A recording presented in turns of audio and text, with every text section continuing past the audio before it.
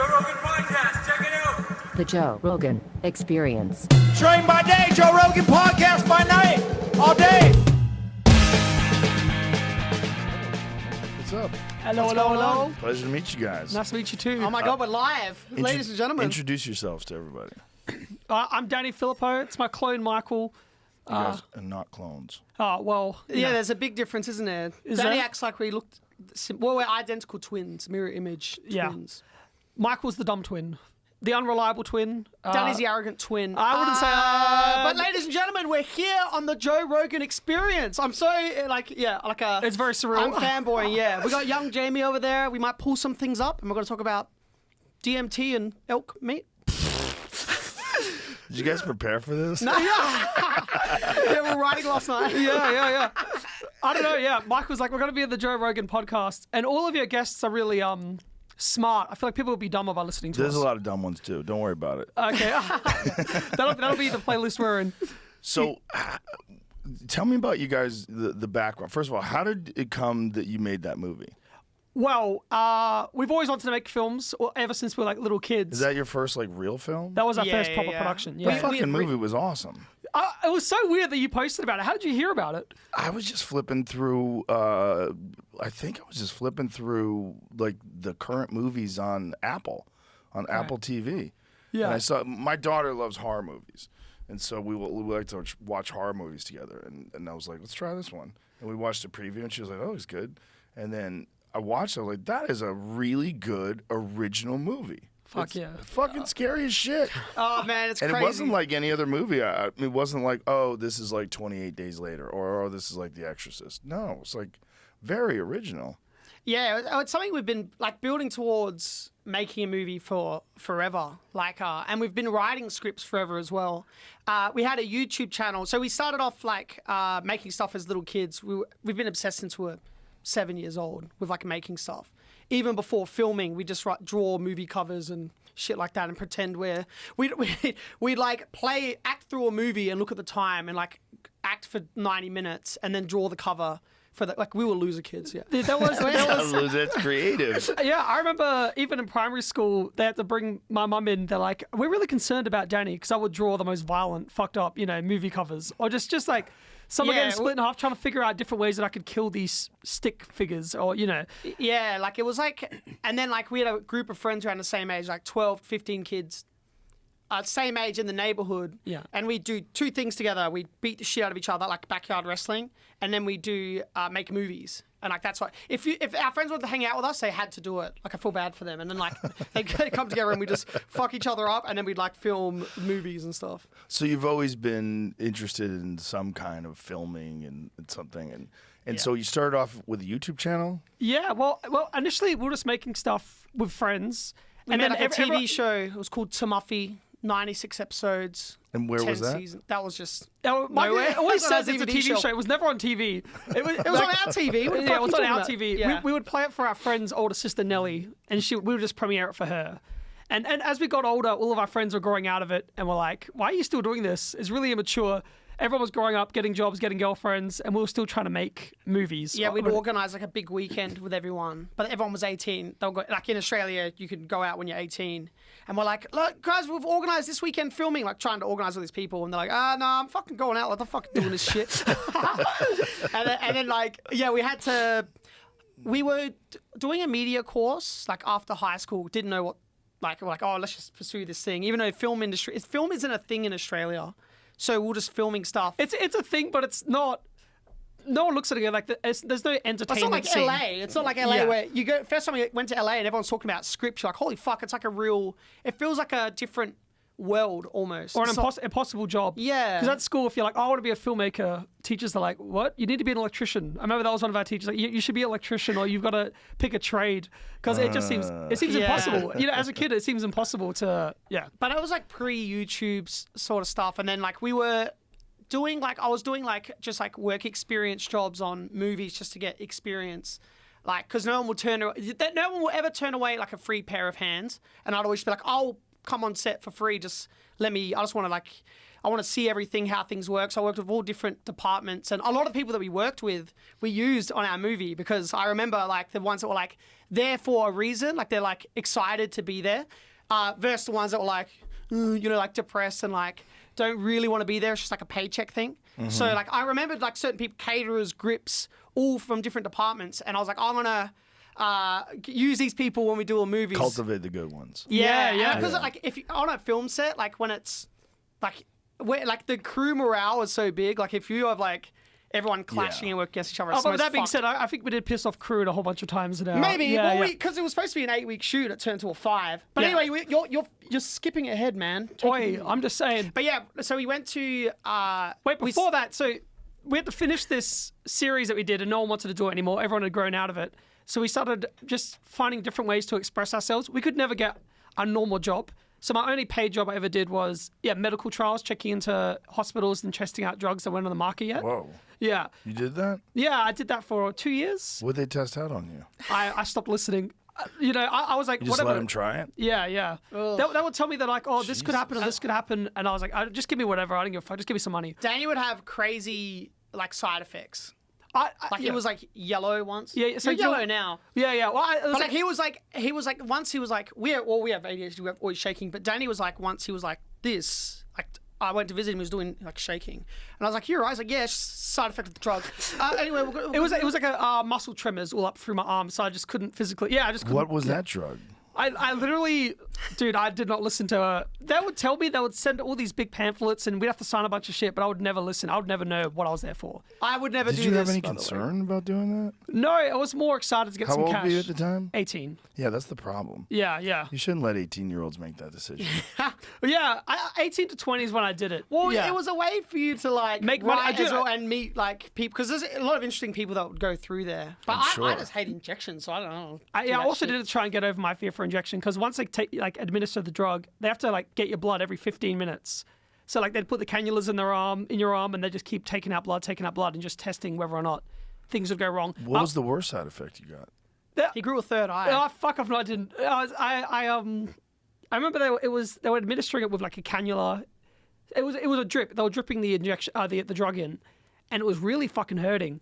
And usually it doesn't hurt. Usually I just like take it, or they would administer it, and I didn't really feel anything, but it was painful and it was hurting. I was like, oh god. She's like, are you alright? I'm like, yeah, it's okay. You can keep, yeah. And I was like, oh fuck, that really drills. It was like, felt like someone was punching my arm. Did they miss the vein? And go into the tissue? It was like, whatever had happened was my whole arm went paralyzed. And I was like, dude, I'm like, I can't move, I can't feel my hand. I can't move my hand.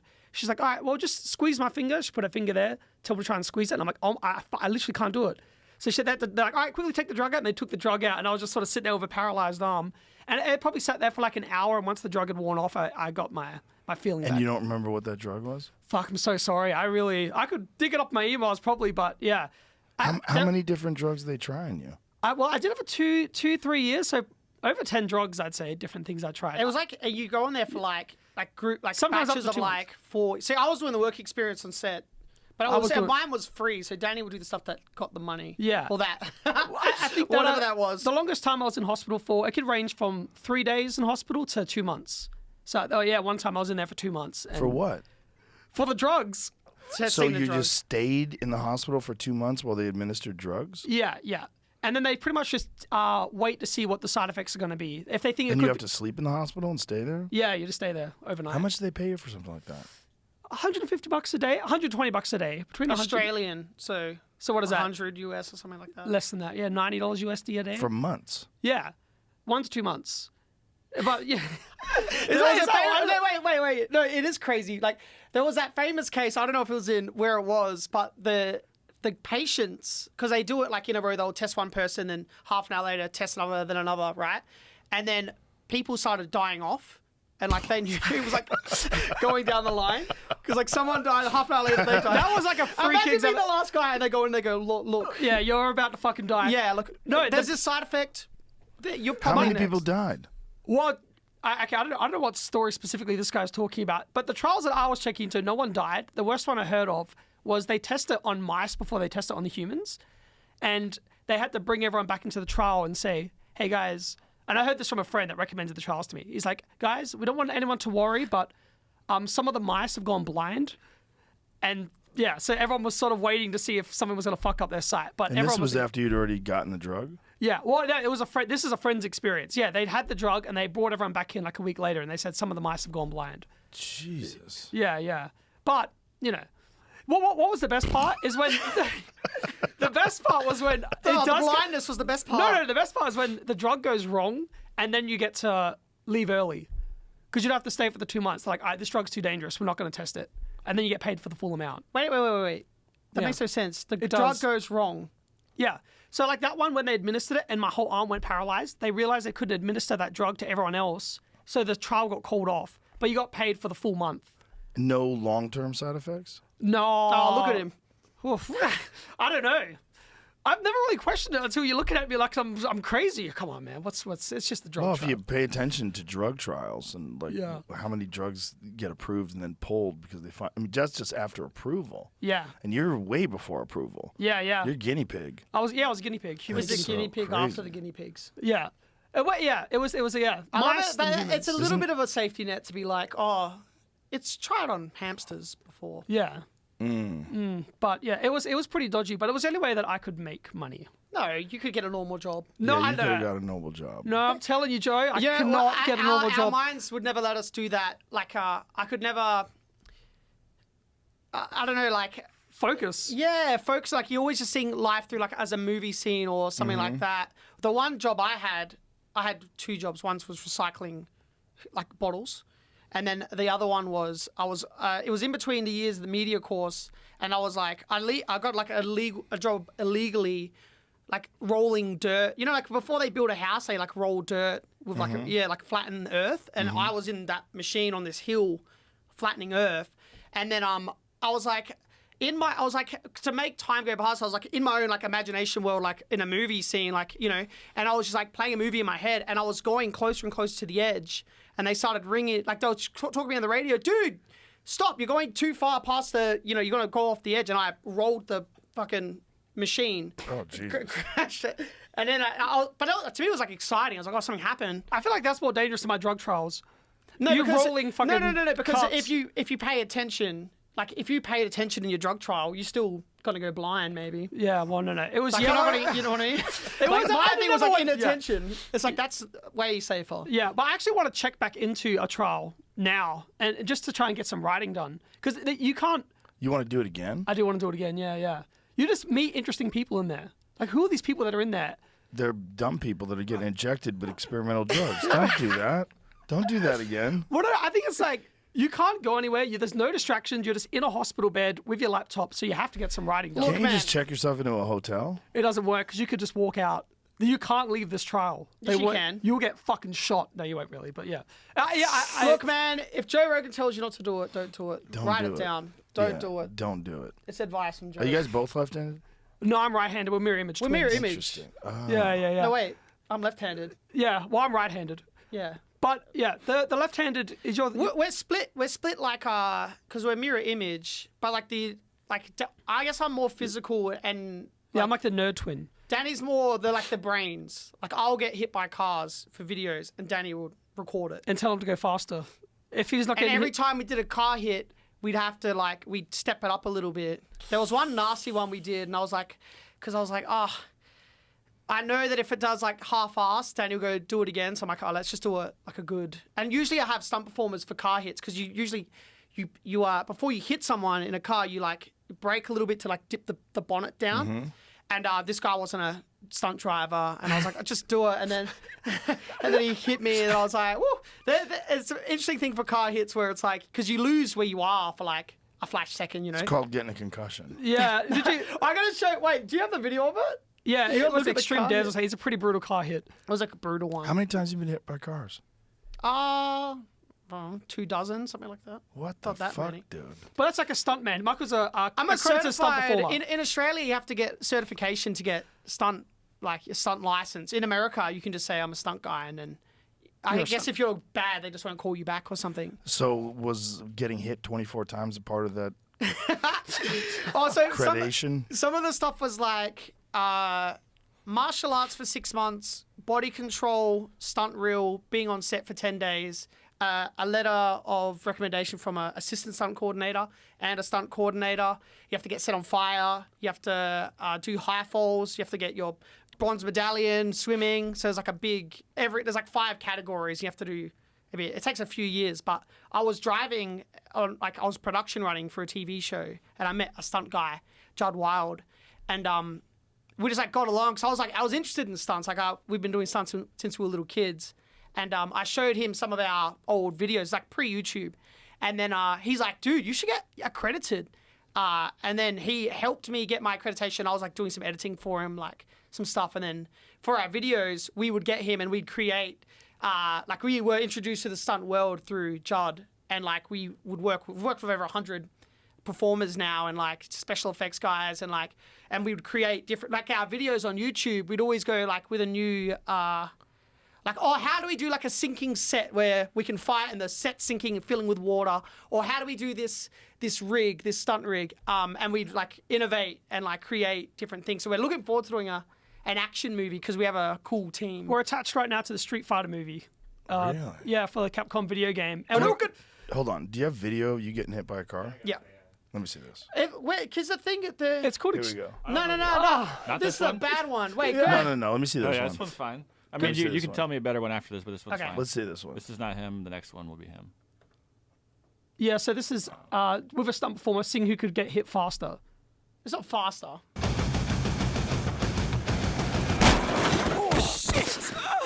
This whole window's fucking coming through. Oh, Jesus. Yeah, we're done. Dude. If you go to, I might have to send you a link. What the fuck? That was it. No, wait. If there's, It's called Extreme Can I Des. send you a link? Extreme what? Because I've got one that's unlisted. I can send you a link. If you have it on your phone, you can send it to me. Yeah. Send the link. This is send the this is link. the most brutal one. It's a really good one. You will love this one. He goes flying. If you like car hits, man, but there's the way that I do car hits is different to stunt guys, because stunt guys, like, you kind of Get the damn link. you lean back and you kind of Get let the the You should be able to airdrop it to my computer, I think. Shut the fuck up and get the link. get the fucking link, man. All right, I'm gonna get the link. I don't know what's dumber, the car accidents or the injections. Okay, but stunt performers, in films.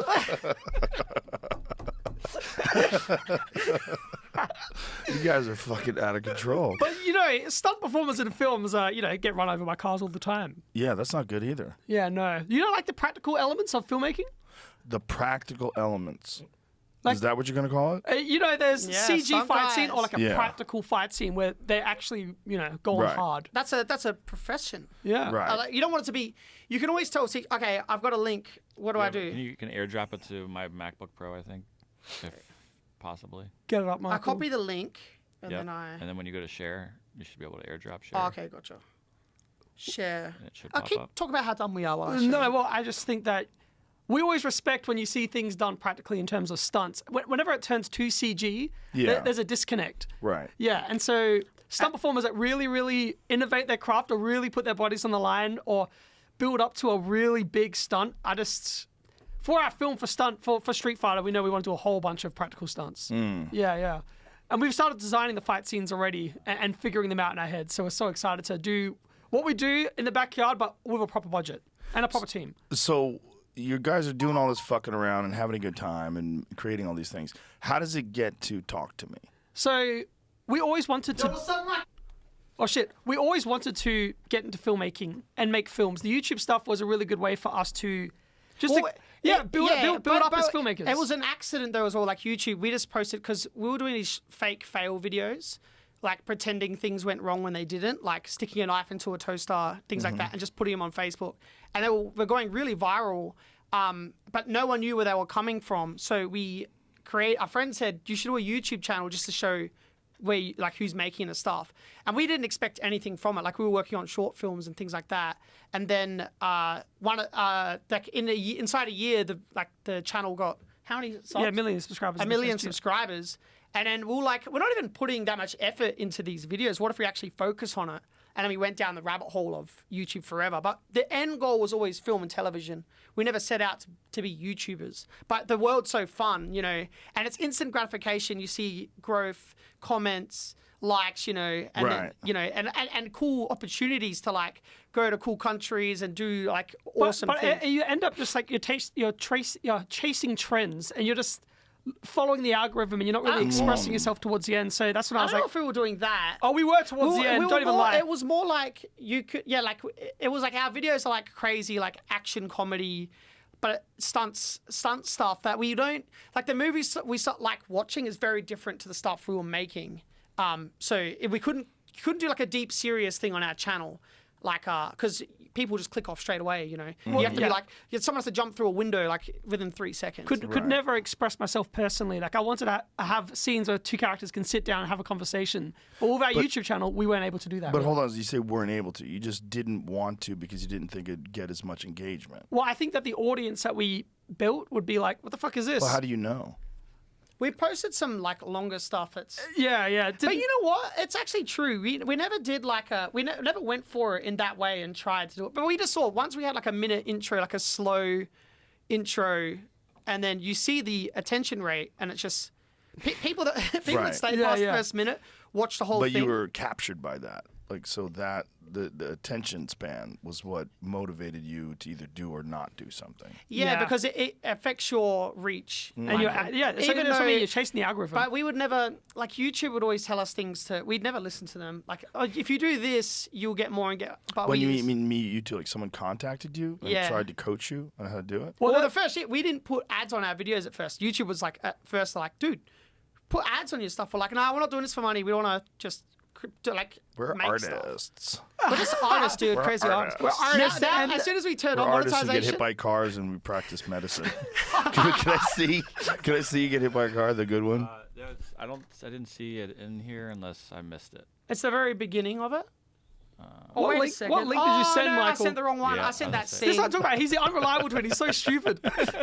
Hey, man. What kind of ADD drugs did they give you over in Australia? Because you guys are on some shit. Yeah, well, we haven't on any medication We're for that, not but we on need to anything. be. You know, No, I very don't think you need sporadic. to be. No, you don't.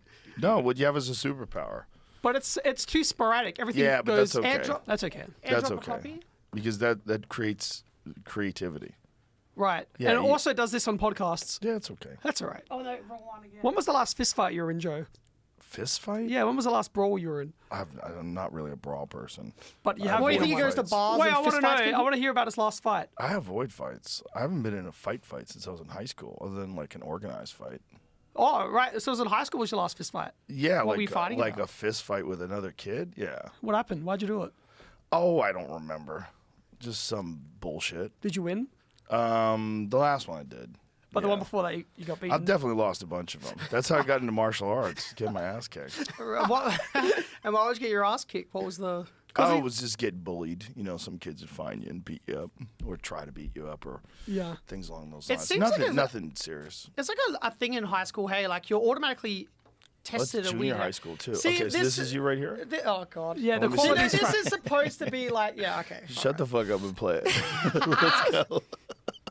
Cool. Bro, I dare you to jump in front of that car. Are you serious? Bro, do it. It's a dare. It's a dare. Oh! Jesus fucking Christ. Oh my god, dude. No helmet, no padding. So, For the dare. yeah, Hey, Jackson. Yo. I did kidnap that kid there. this is like a parody of yeah, a okay, parody yes, of I it's a get it, I get it. parody Okay, of like stop. like those Kids at home, don't YouTube try stuff. this. Yes. No, yeah, it was parodying that stuff of Do like people get mad at you because people are trying to imitate what you guys are doing, getting hit by cars and saying that it's irresponsible? No, because our stuff was always like that one was paying out YouTube like trends like that, like the tire pod challenge and things like that. That was like paying that out.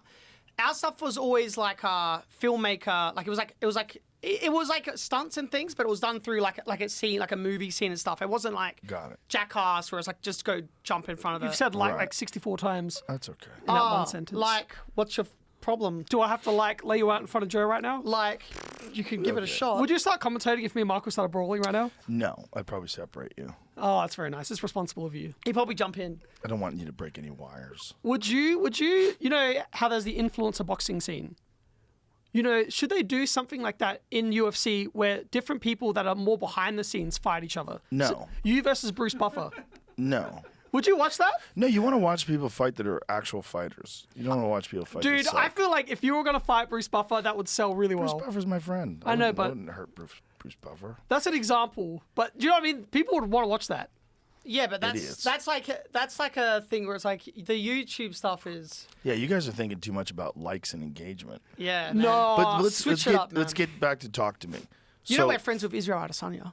You're friends with him? Yeah. I love that dude. And He's you the fucking coolest motherfucker He's in the very world. cool. Him Yeah. and his brother. Have you met David, his brother? I met him when he was with Israel, but not like. He is the funniest guy ever. Their whole family's like, oh, they're so cool, man. Like Izzy saw, like we met him through Talk to Me, and then we went to his premiere for his documentary and stuff, and then like I used to watch him fight Knees of Fury in Adelaide in South Australia. Oh wow. So I was a fan of him way back when. I remember him like just the first time I saw him fight, he was main event, and he was fighting the champ, and I was like, oh man, this guy's gonna get killed to Izzy.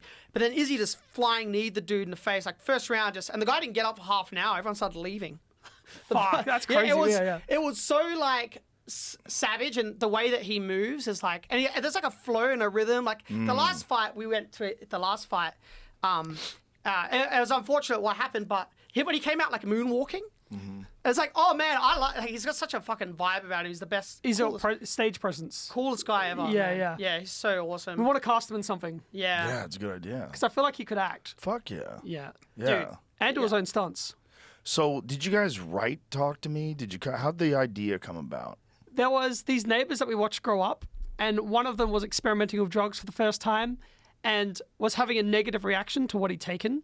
And he was on the floor convulsing, and the kids that he was with weren't helping him. They were filming him and laughing at him. Oh Jesus. So that was the first, that was the first thing that really stuck into my head that I wanted to put on the page. There was a guy named Daley Pearson who produces a show called Bluey in Australia. It's like a cartoon kids show. He had a short film that was about kids having fun with possession. It was a comedy horror short. And he said There was no hand or anything. There was no hand or But it was anything like like that that. kind of concept of like using it for fun, like possession for fun. And everything, so I did a rewrite of the short film, and then once I did that, I just couldn't stop writing. So within the first, 10 days, 12 days, I had 80 pages for a script, and I've got a co-writer named Bill Hinsman that I send everything through, and we just collaborate and bounce drafts back and forth. So that happened around 2018, 2019, and then we decided that we're going to move out of Australia, move to Hollywood, said goodbye to all our friends and family, did a big dramatic goodbye. We're like, we're going to go to LA and we're going to sell this fucking script. And it's going to take years to sell it. Well, no, we went. That was out. Like we're going to move there to Right. sell Well, it. we went out there and everybody said no.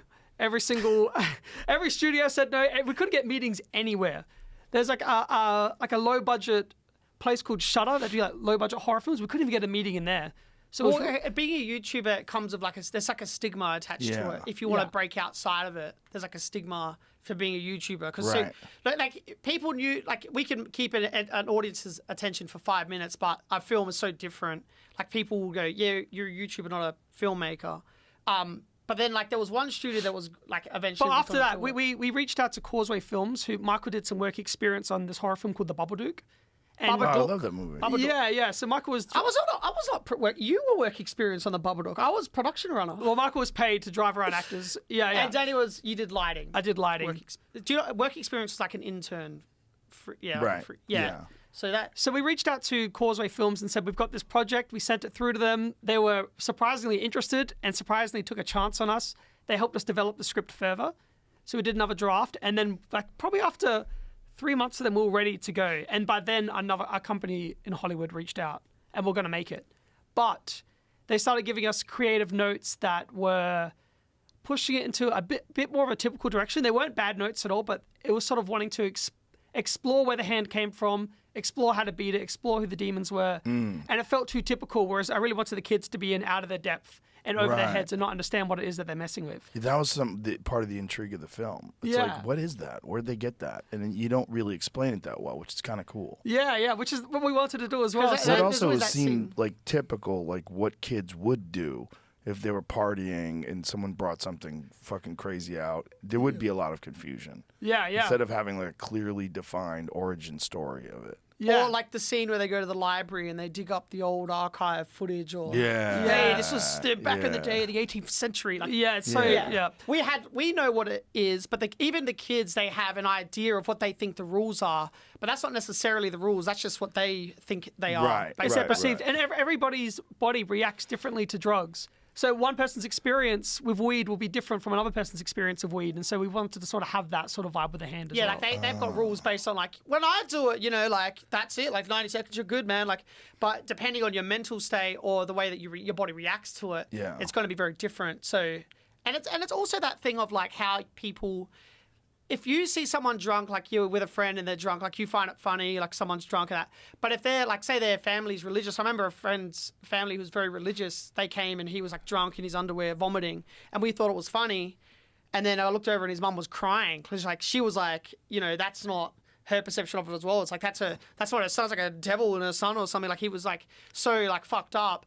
And it was that was like sticking as well. It's like just different interpretations of what's going on. So the kids are having fun with it, but there's that kind of undertone of it. The reality of it's very different to the way that they're perceiving it.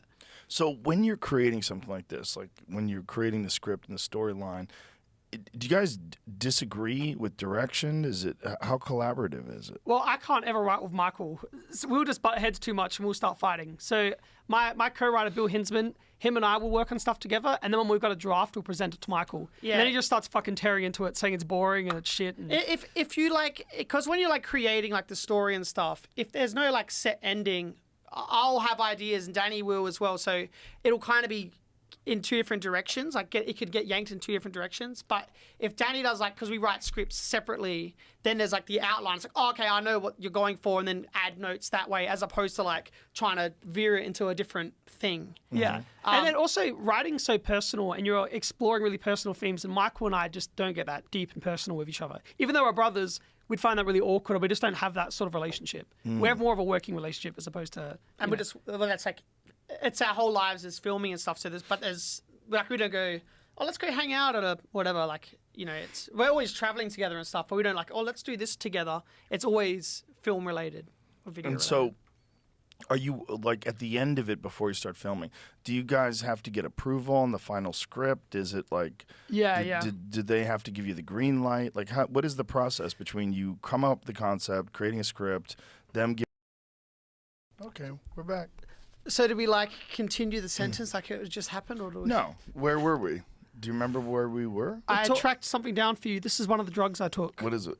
Well, I can't. Can you pronounce that?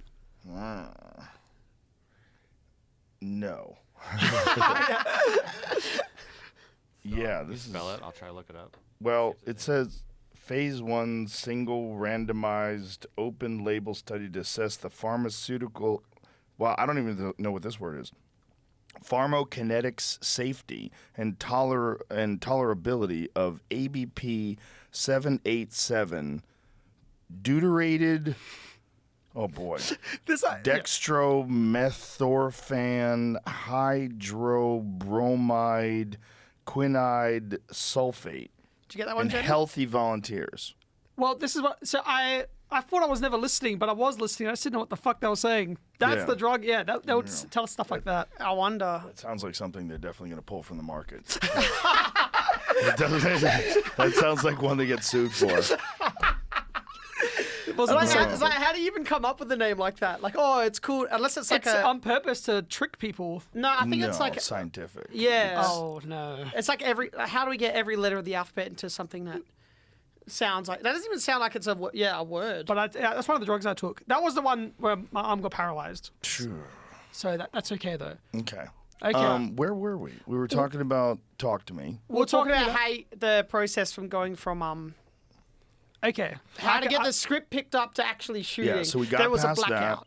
that. We got a blackout in the studio. So we got to the script gets approval. You managed to dodge all the obvious tropes. Yeah, but Yeah. I remember one of the studios, the people that financed it were still iffy on us directing. They said to Sam, our producer, they're like, What have they done exactly? Can you send some stuff? They were still a little bit unsure because it's a big gamble. It's so much money. So we sent him the car hit video. No. Yeah, well, we just sent them some examples of a more narrative-driven video, which our YouTube videos never really were. So it was hard. I remember we did a short film called Deluge before we started the YouTube channel. So was there talk of someone else taking it over? That's what they didn't say that specifically. The thing is, and one of the reasons we didn't go with the Hollywood studios because they would have Final Cut and be able to make changes and stuff, and like every single like shot and like sound effect and everything was so like I guess have like a strong sense of how we want it. I couldn't imagine having that control taken away from us. Right. So we went the independent route, lost half the budget, and then it was supposed to be an 8-week shoot. We ended up. It dropped to a 7, then a 6, and a 5. So we had 5 weeks. We lost an extra $1 million out of the budget because we cast Sophie Wilde because she wasn't a name yet, like as a lead. So they took $1 million away from you? Yeah. But Meanwhile, she was great. She was incredible. Best. She is the best, and now she's doing she's got a lot of stuff coming up, which is amazing. Like it was worth it to us because she was the best performer, and I've never, man, it's such an amazing experience having someone that's so good at their craft and will elevate it to a point higher than you could imagine in your mind. Like we have a strong thing of how we want it to be. You get amazing artists like that and they just fucking elevate it. She was so committed. There were days when we asked her not to sleep and come to set not having slept because her character's losing her mind or she's meant to have been up all night.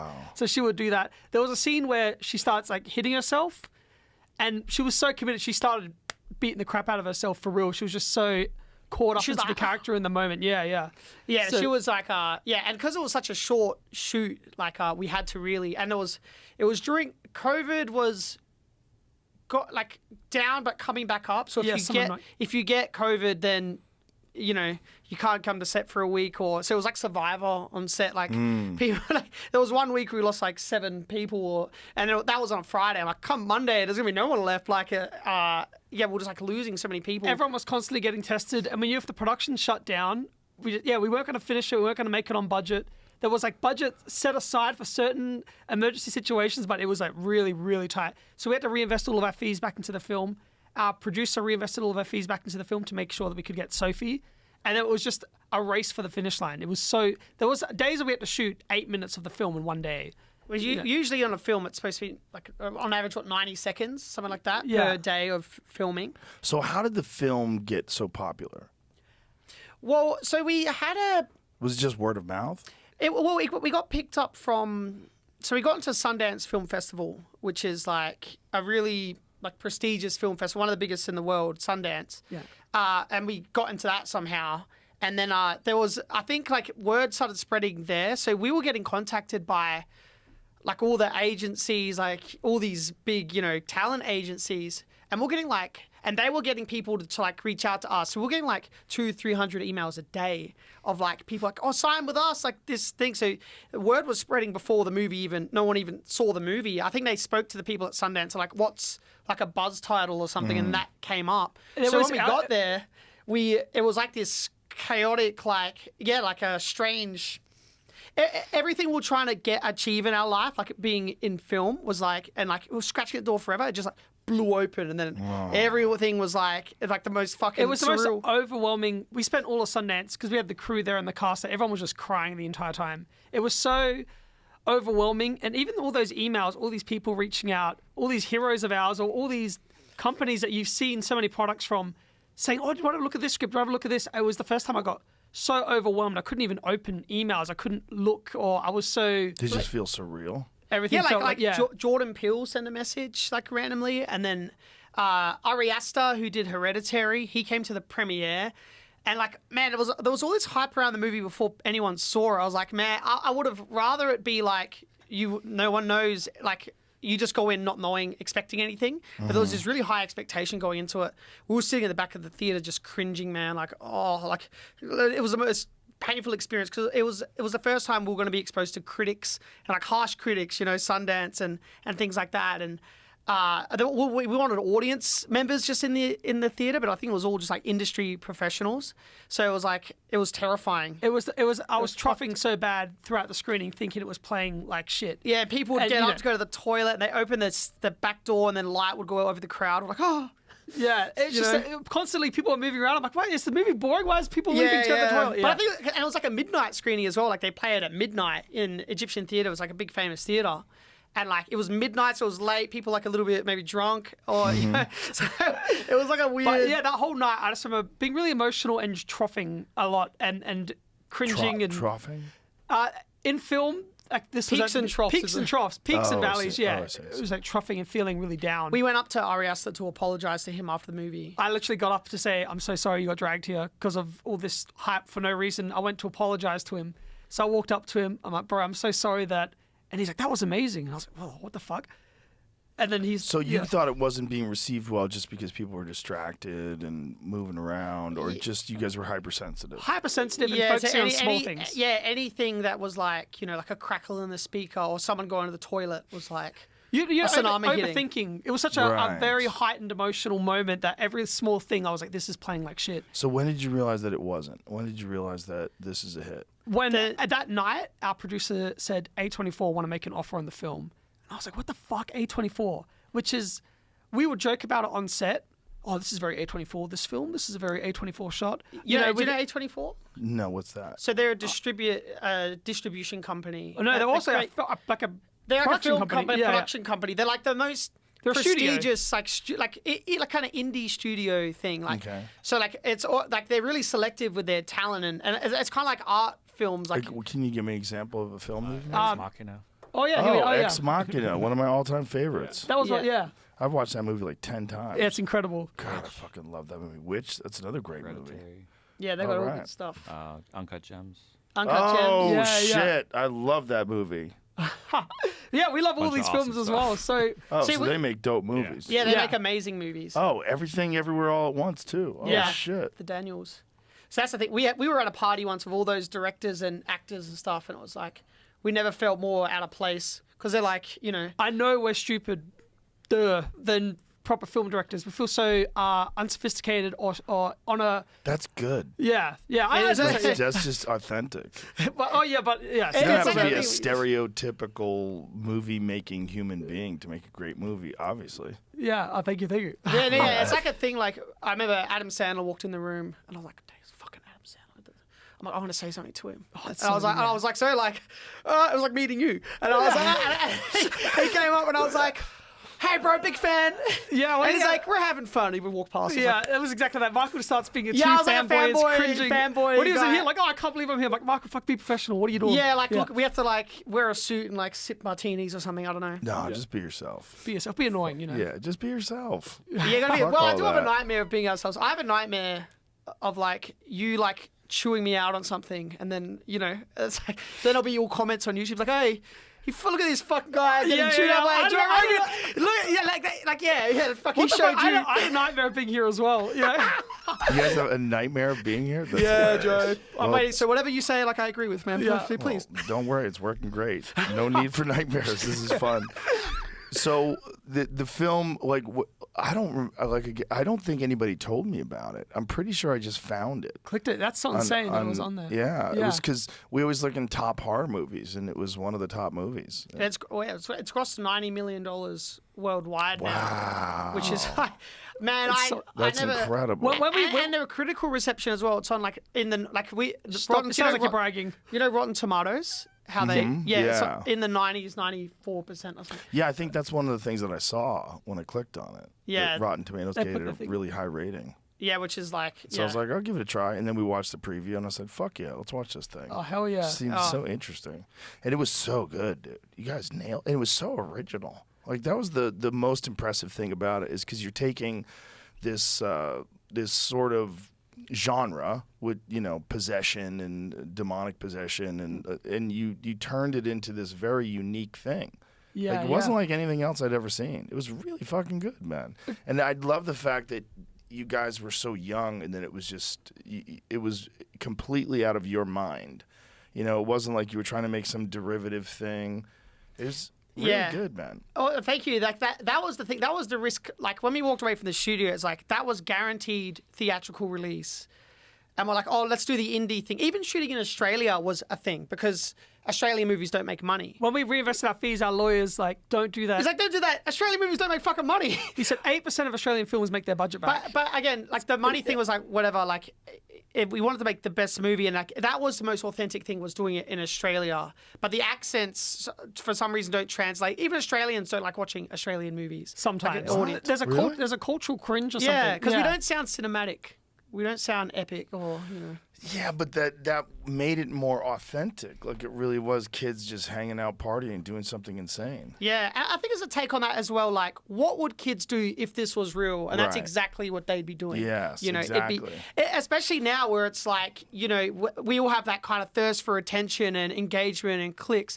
So Right. your people are doing things to get horrible things to Right. get attention, even if it's negative. When your moral compass isn't developed yet, you're seeing, oh, this is popularity. Even if it's negative, I'm still getting attention. And it even Right. happened to adults as well. Do you remember Joe Rogan was going to fight Bruce Buffer?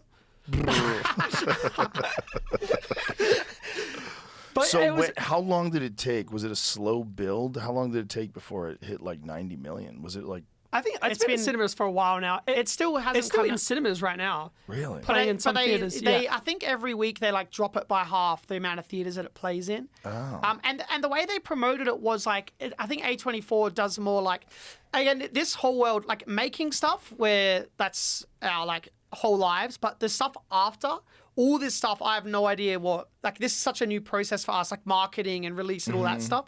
So I think the way that they It feels do so it is- Ebola. We got a publicist. It's our publicist. Oh almost man, said. it was the first time we had like like our schedules now. It's good that we have like management now that like gives us a schedule because we have no idea what's happening every second. But yeah, like in the publicist, you go to the new thing. And there's like a list of like 30 interviews that you're doing that day, and then like you there's some control. It was a lot of word of mouth screenings and Yeah, they didn't do like billboards and things like that. That wasn't the way that they promote. Yeah. They did like showing the movie to people that they think would talk about it and then like kind of spread that way, I guess. it was a word of mouth campaign. Yeah, word Yeah. of mouth campaign. So it just sort of slowly kept going. Yeah. Because we've been promoting it since Sundance. Because we got into Sundance, which we did that whole thing there. Then in February, we're in Berlin Film Festival, which is a bit more promo there. And then March, we're in South by Southwest here in Texas.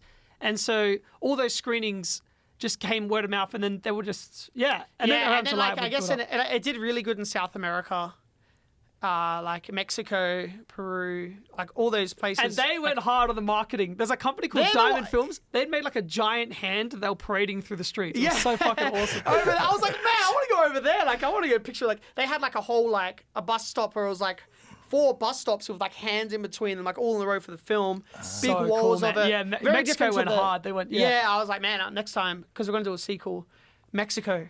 You Yeah. gonna do a sequel now? Yeah, I even when you're writing something like that and you get so caught up in the world and with the characters, you can't help but start writing scenes for a sequel. And so I had ideas for it, and I told A24, I said, if it's successful, I would be so down to do a sequel. So I just sort of planted the seed, and every Q&A that we did in these like word of mouth screenings, I was like, A24 should give us I was always just sort of hinting, saying that I would do it if they wanted to do it. That's a big thing now with horror movies where they have all these spin-offs. Like, look at The Conjuring. How Oh, many it's- movies do they have off of that? Yeah. There's a crazy. whole There's a whole cinematic universe. franchise. Yeah, there's a whole Conjuring universe. Yeah. It does help solidify things in pop culture if you look at Friday the 13th, with Jason or Freddy. If it was just but one there's film. that too. It depends. Like, at what point does it become like a money grab? I guess is like a thing where it's Well, when you don't want to do it anymore. Yeah. And you're just doing it for the money. Or a cool thing I think would be if people want to, because they're talking about if you like imagine a movie where we get a cool, talented like director, like Africa, writer director, and then they do like a version of that world, like in their surroundings. Like that would be amazing. I'd love that, Different yeah. because it can be wherever. Even and- when we were with the Japanese distributors, they released the film really late. They haven't released it yet. Hasn't come out Yeah, yet. it hasn't come out comes in out in Japan yet. Japanese cinemas December 22nd. But when I was with the Japanese distributors, I was like, if you can think of a director that would want to do a spin, I would love to see a Japanese Because culture they make film. the best horror. The It's so fucking Japanese awesome. horror is the fucking best Yeah. in the world. They have such a. There's something about it. There's like a soul in Japanese horror that you don't get anywhere else. And culturally as big, if you look at, so if we got Chucky and Freddy, You're not on that level. No, Don't- I'm don't- not, I was saying let's Japanese not films. pretend. So The Grudge and The Ring, those are just as big and prevalent as those things, and they all just originate. I don't know what The Garage is. Oh, The Grudge. The Grudge. The Grudge. The Grudge. The Garage is the spin-off. Yeah. We talk too fast. Did you ever see The Ring versus The Grudge? No. Yeah, that was a real film. Was it really? Yeah. It was like Freddy vs. Did Jason. you make that movie? No, I would have. But yeah. There was a good thing about shooting the movie. All that experience from YouTube, we're able to kind of bring that to the set because it was so. We had pulled things off before that we'd like knew ways to like pull things off that isn't like the normal way. So if we were running under the gun or had to change things up, we were able to do it more on the fly, like because we've been in that environment for so long. Once we did these commercials in Norway, it was one of the random things.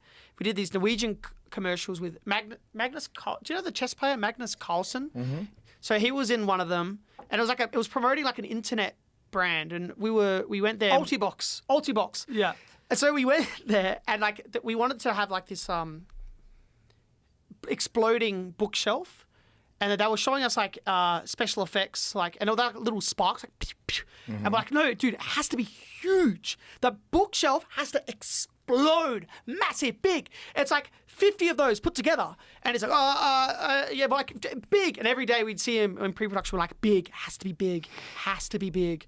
And then we rocked up, yeah. We rocked up on set. We rocked up on set, right? And then the guy, this thing here, there, that. So what happened was, we rocked up on set, and he's like, everyone needs to leave the studio. We're like, we have to leave the set? He's like, no, everyone needs to leave the studio. We're like, wow, what's about to happen? And he's like, I don't know. And he'd lined this bookshelf with fucking deck cord or something? Something, dynamite. Because, yeah, we said big, so he like did fucking dynamite or something on the wall. We went outside because he's like, leave the studio. We're like, oh fuck. We went outside and we all huddled around like a monitor that could see inside. And then he goes, 3, 2, 1, press the button, and the screen goes blank. And we're like, and you just hear, poof, and everyone's like, oh! And then we're like, we open the studio door and like just steam started fucking billowing out. If you look at that explosion, it blows a hole in the set. And there's, watch the background. This explosion is fucking huge. Is that really a person in there? So or we is that got plate CGI? shot. We played shot. So we did him like reacting without. Right. Yeah, but did you see that hole in the set? Yeah. So Yeah. there was like big chunks of like wood, like just fucking ricocheted like through everything. And I was like, we don't have to leave the set for this. But then when that happened, he really delivered. Yeah. Because there was nothing left of that bookshelf. It's not selling how big this explosion was, but it was fucking huge. That was a bookshelf and it was gone. It just vanished. Yeah. Poor guy. And we were like, really, but like it was good. All that stuff was just experience to be like, Yeah. like one day there's a montage sequence in Talk to Me that where they're all like having fun, like using it. And like we only had 2 hours to shoot that whole montage sequence, and we had 50 setups to get 50 shots we wanted. And we wanted to riff and like, just like do improvisation. And the first AD was telling us, you can't, it's mathematically impossible to get all of these shots in this amount of time.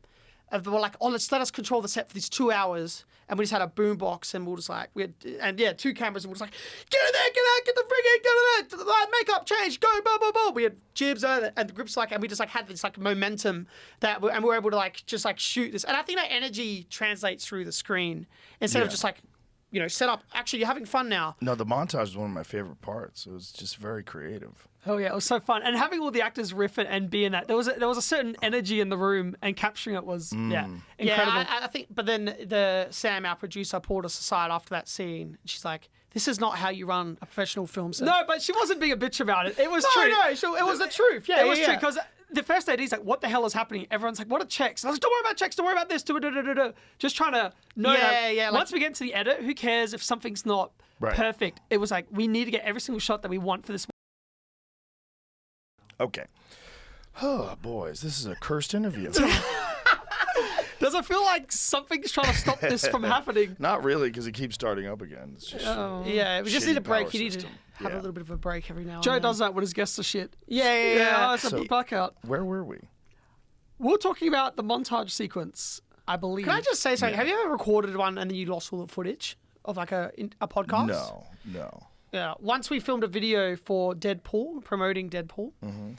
And we went to like a junction, like a junket, like a press junket, and we didn't know. We don't really do interviews and things like that and they said, "Oh, just do whatever you want." So Danny went as like a crazy obsessed fan, and he had like this long black wig on. Ugh. He looked Like, sweaty, and we didn't tell anyone that he was that character. And then we went and interviewed like the writers and then And Ryan one of the Reynolds actors. Danny spoke to as well, and like, but we didn't tell them that Danny was this character. So they were like, it was really like an awkward like filming thing. And we knew that they wouldn't let us use a lot of it, but we ended up losing the footage, and like our friend dropped the hard drive, and then we fucking lost everything. Or we thought we did. And we had to tell them, because they had us in like Beverly Hills and this thing, and we're like, oh man, sorry, we don't have the video anymore. And then they're like, what the fuck? But eventually, a year later, we found the footage, like a backup of it. I don't even know how we had a backup of it. Yeah, and it saved all the footage. But it was good because we could upload. We uploaded it without we wouldn't have- approvals. yeah. Well, it still was not approved. Yeah. So it was really awkward. Anyway, that was my random story. Let's talk about the montage sequence, huh? That's Yeah, good. the montage sequence was good. You got told off. Sam told us off, but in a nice way because she has to keep things on track. Oh, Sam's the best But producer. that was your flexibility from doing YouTube videos. You guys could shoot things on the fly. Yeah. And they had to pull certain things off. Even like our makeup, our special effects department was so fucking good. Makeup effects group, they're incredible. Yeah, how did you decide how to have them look when they're being possessed?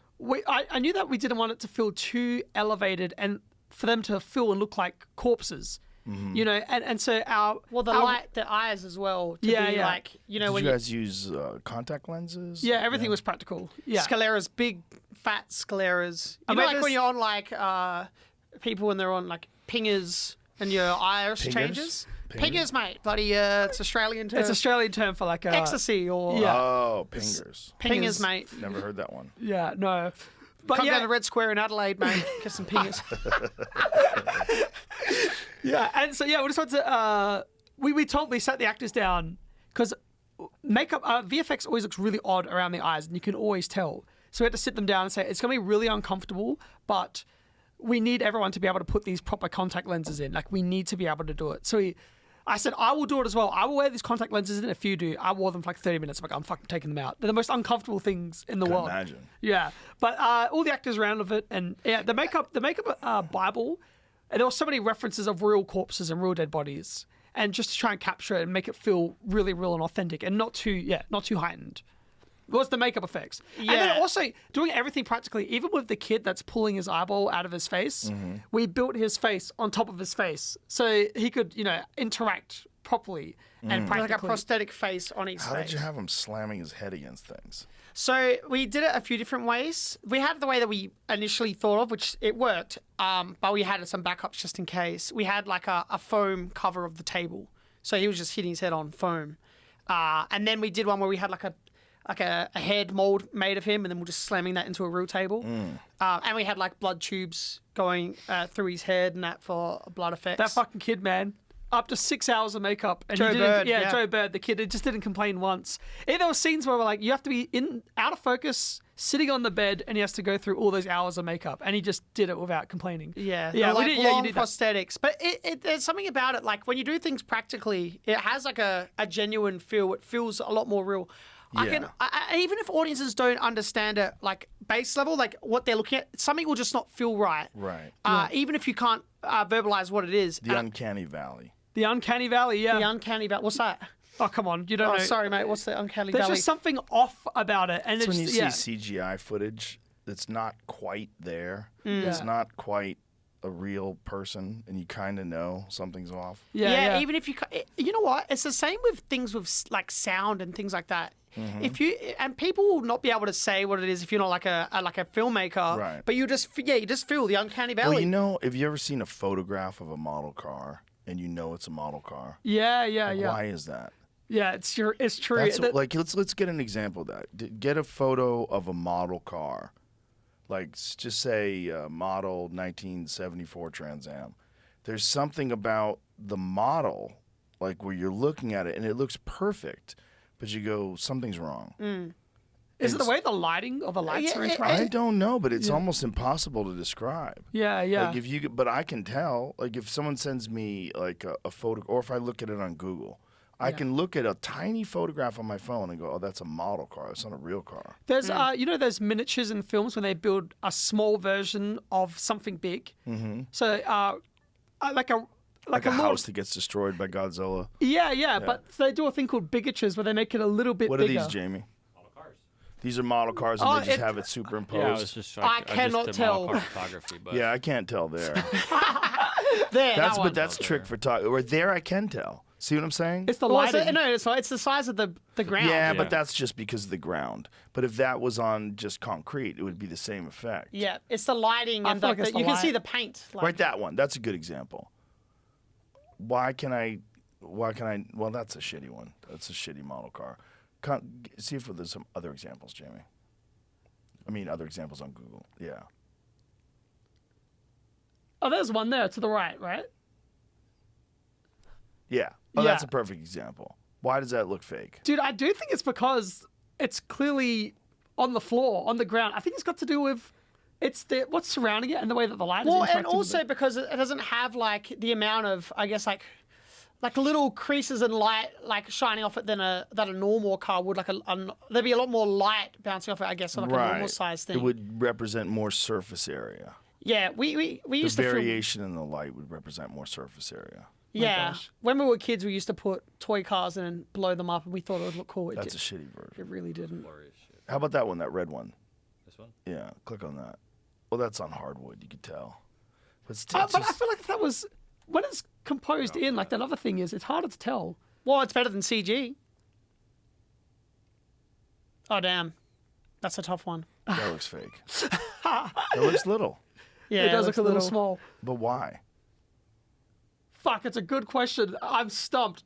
But it does. But Yeah, you it know, does. It you just have to has make that it. Has kind to be. It has to make it. Has a plastic look. That's why Is- they do the bigatures because it needs to be a little bit bigger than this. This is too small. But is it the light? The It is- way the light reflects off of it? Does it in your head, does it generate this idea of a smaller thing? That's my theory. Is that the level of detail and the light? Yeah, it's the light because it's like. But this it's- is kind of blurry, but still, I'm looking at it, I'm like, that looks fake. Yeah. Click on the ones right there. Those right there. Okay. Those all look fake. Why? It's because of the background as well. Like we're clearly looking at something that is a model. But that could easily be, just some sort of a matte black floor and a black background. Yeah, they look. You know what? It kind of is like you can see the weight. It feels you don't feel the weight or something about it. They look light. They look like there's I nothing don't know, in them. man. I feel like if we put that into a proper background, like that other picture, it'd be harder to tell. I think so too. I Yeah. think definitely this white car in the left would be the hardest to tell. Yeah. For some reason, that one seems the most real to me. Whereas there's something about the rough car, the yellow car, that just seems fake. Yeah. It just seems the- small. And I think it's Right? the detail. Like the color's just like it's like pure full yellow. There's nothing else. Like see it. Is that a don't model know, dude. car? See, that that looks like feels pretty- no, because it's That bigger. one's That's a pretty one. real. That's Yeah. a 1.4. See that? If you zoom out, it's a 1.4 model. Okay. It's like so Is it a a bit- all- yeah, yeah, it's a see, bit bigger, larger. it's bigger, so there's more light reflecting and things. right. Okay, so that's it. Instead It's of like just- like one piece of like like that yellow You're saying one. you're so sure. You could be completely I'm wrong. completely I wonder wrong. if it's no, but I think he's right. I think if it was a matte car, like if it was matte paint, it would be more difficult to. That's why those Lord of the Rings miniatures and bigatures, the bigatures still look good. Yeah, the bigger That's ones. 1/24th. Yeah. Oh shit, that looks real to me. Nah, Really? The seats look The fake. seats look fake, but everything else looks real. That looks pretty real. I know what you're saying though. Oh, definitely. And that's the thing with The movies. fuck is that? You can What? never. What is that? What is that? Some YouTube. Click it. No, that's. You caught on the wrong hole. We're just gonna get caught down a clicking rabbit hole. Yeah, we're gonna go down a rabbit hole. That. Scroll How did down we get there. on this subject? We're We'll talk about VFX in Uncanny Valley. fake But things. that's the thing is like, When we're recording that makeup, you have to roll for like 5 to 10 minutes to try and grab something that looks realistic for 1 second. You just keep rolling. Oh, move that. Change your eye here. Look over here. Right. Move your hand up here. You're just trying to find those magic frames. Right. And lingering on it will take away from the effect when you're just trying to stay on it for too long. But having those flashes of violence. and that's the thing. You don't have that. Yeah, and not. I think it's also not lingering on things to be like, oh, look what we've done, like, and then like lingering on like an impressive effect Yeah. or anything like that. I appreciate movies more when they they show something that's really impressive, but they don't just like keep cutting back to it or show it forever. There's like only just flashes of it, and you're like, Right. that would have fucking taken forever, but they only showed it for like a second. You know, I love that stuff in movies. Which probably it probably does suck for the prosthetic department. It to put all does. this time in, but I was like, bad yeah, for well, our Mega yeah. Effects team, because they like the Drowned Woman. They put all this like effort into it. Like, it took a long time to do, bloated face, everything, and she's on screen for like 15 frames. Yeah, but it's an effective 15 frames. Yeah. It stays with lingers. you. It stays with you longer. Yeah. It lingers. Yeah. And what was cool about doing all the YouTube stuff as well, our makeup artist, Beck Barado, who would help us do all the YouTube stuff for free, we're able to get her as a head of department on the film and know that she can pull stuff off. Even though she hasn't got the experience of being a head of department on all these other films, we could vouch to her, to our producers, and say, no, we've been doing this for years with her. And she's super committed and she's super talented. There's a video that we did where we recreated Mortal Kombat fatalities, and it's the most graphic, violent thing ever. And she would help pull these effects off. That was like the crazy. Corey Emery as well is one of the guys that help us design all these effects. Yeah. Are you allowed to show That's- super violent on here or not really? What? Are you allowed to show super violent stuff? Sure.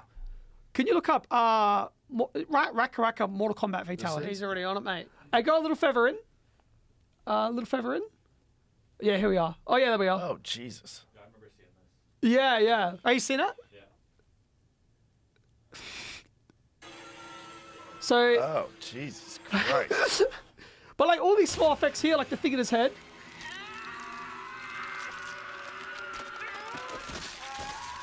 What the fuck, dude? Can you take me to school? Mum's passed out. But it's those really exaggerated effects when you're shooting all that stuff. You can try and, when you're trying to make something look super realistic, practicing with the exaggerated stuff helps. Yeah, because then you can do like this is like showing ridiculous Mortal Kombat fatalities, but in real life. They're very sticky. 2-day shoot. Jesus Christ. Okay. Yeah, you get the idea. I Just get the idea. ultra violence. But Yeah. practicing with those super elevated things helps with the smaller stuff. Yeah, like Yeah. and you know the way to like kind of shoot practically and stuff. Like we did it's a lot more grounded in and people say that it was like too far sometimes in Talk to Me, but we're like we could have made that scene go for 3 times longer. Him and like smashing his Who face. said it was too far? Well, no, people like Dude, well, in a screening, people fainted in the cinema for one of the screenings. Yeah. It is the Good. coolest thing ever. Yeah. Good. No, Yeah, it was yeah. perfect. It and was people perfect. working out. Did you as well. guys love horror movies before you made this? Were you fans of the genre? It's always that thing when you're growing up and you're not allowed to watch something. It makes you want to watch it. Mm-hmm. Our mum was so specific over certain classifications that we can't watch. Yeah, you could only watch PG. PG. They're like medium level it- violence, no low level Yeah, violence. it's different in Australia, the ratings, but it was like medium level violence, low level violence. Like we weren't allowed to watch But there was a certain... low level violence. Yeah. Right. It was, there's a thrill to defying mum and being like, I'm going to watch this fucking thing. But it's different because Dad wouldn't give a fuck. Yeah, because yeah. they split up when we were very young. He'd like watch whatever you want, and Mum was like, you can't watch anything. And we had a grandfather who spoke no English, and we'd take him to the video store, and then we'd get him to get us the R-rated stuff, like the adult stuff. And then he got told off. Our dad's like, even Dad was like, you can't get him you can't get him that stuff. And then he got told off. And then we got him to get cartoons instead, like violent anime. Like the blood spraying and stuff. Yeah. And then he got told off. Dad's like, no, that's too much. And he's like, it's a cartoon. It's not real. It's a cartoon. So he wouldn't be able to tell I the used to love, I loved it. I got him to get me the Exorcist book. I let him, all those R-rated films. He would always buy it for us. He would never understand. And then he'd just say, yeah, Dad said it's okay. It's But fine. yeah, always that imagination when you look at things like the Goosebump covers from R.L. Stein, or if you go into the VHS. When you're looking at all those covers of horror films and you're making up on your head. When you go to the horror film section, like in the video stores back in the day, kids, you go in there and the horror section, like what the fuck is happening in that movie? Yeah, That's your fucking imagination runs crazy. wild. Yeah. Yeah, and then It was just trying to capture that magic, and I just remember there was always, this fun to being thrilled or watching something you weren't supposed to see. It was too. Did you have one when you were a kid that scarred you? Yeah, what was your traumatic childhood film? Oh, I don't know. I loved horror movies when I was a kid. Yeah. You never I got didn't scared. have like a traumatic, terrifying one. Well, you didn't watch one that fucked you up as a kid? No, Oh, really? no, they don't really fuck me up. Man, it did. with me. Damn, We had a lady that used to take us to when we were like 11 to go see the adult movies, like the horror movies, and she took us to see Texas Chainsaw Massacre 2003, The remake. the remake, and the theater guy's like, the lady's like, "Are you sure?" Because they're too young to go watch. She's like, "Yeah, they're fine."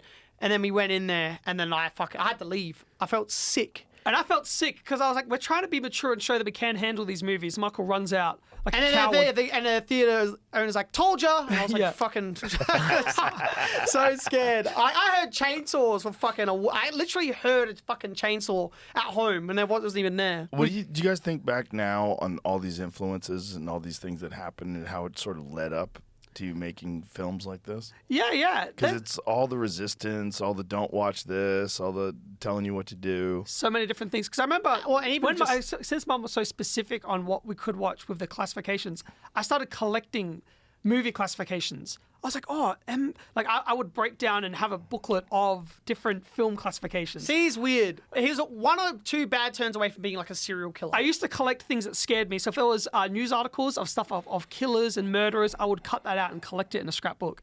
And that would get your mum. All the teachers were so concerned, like, what the fuck is this? But I was sort of obsessing on and trying to figure out what's scared about it, and collecting it made it less scary or something. But yeah, weird. Yeah, and Weird. then also like that's the same thing. Like these things that influence you from like early childhood that you don't even realize. But I think a lot of it has to do with like your parents or something. Like we're affected in ways we don't even understand. You know, from such an early age. It only comes out down the line. That's why everyone goes like, and everyone has like the childhood traumas, right? But it feels like everyone has a childhood trauma, whether your parents weren't there or they were there or they were too nurturing and then you can't go into the real world. It's like little things that change you, and you don't even realize that What they was are. the term? The garage door shuts. Anything that happens to you before you turn 13, 12 and under, it's like, that's with you now. It's part of you. So yeah, I don't know. There's all those little things and those influences and references. I don't. Yeah, and then because it's just things that you are scared of as well that you write into the film, like mental health.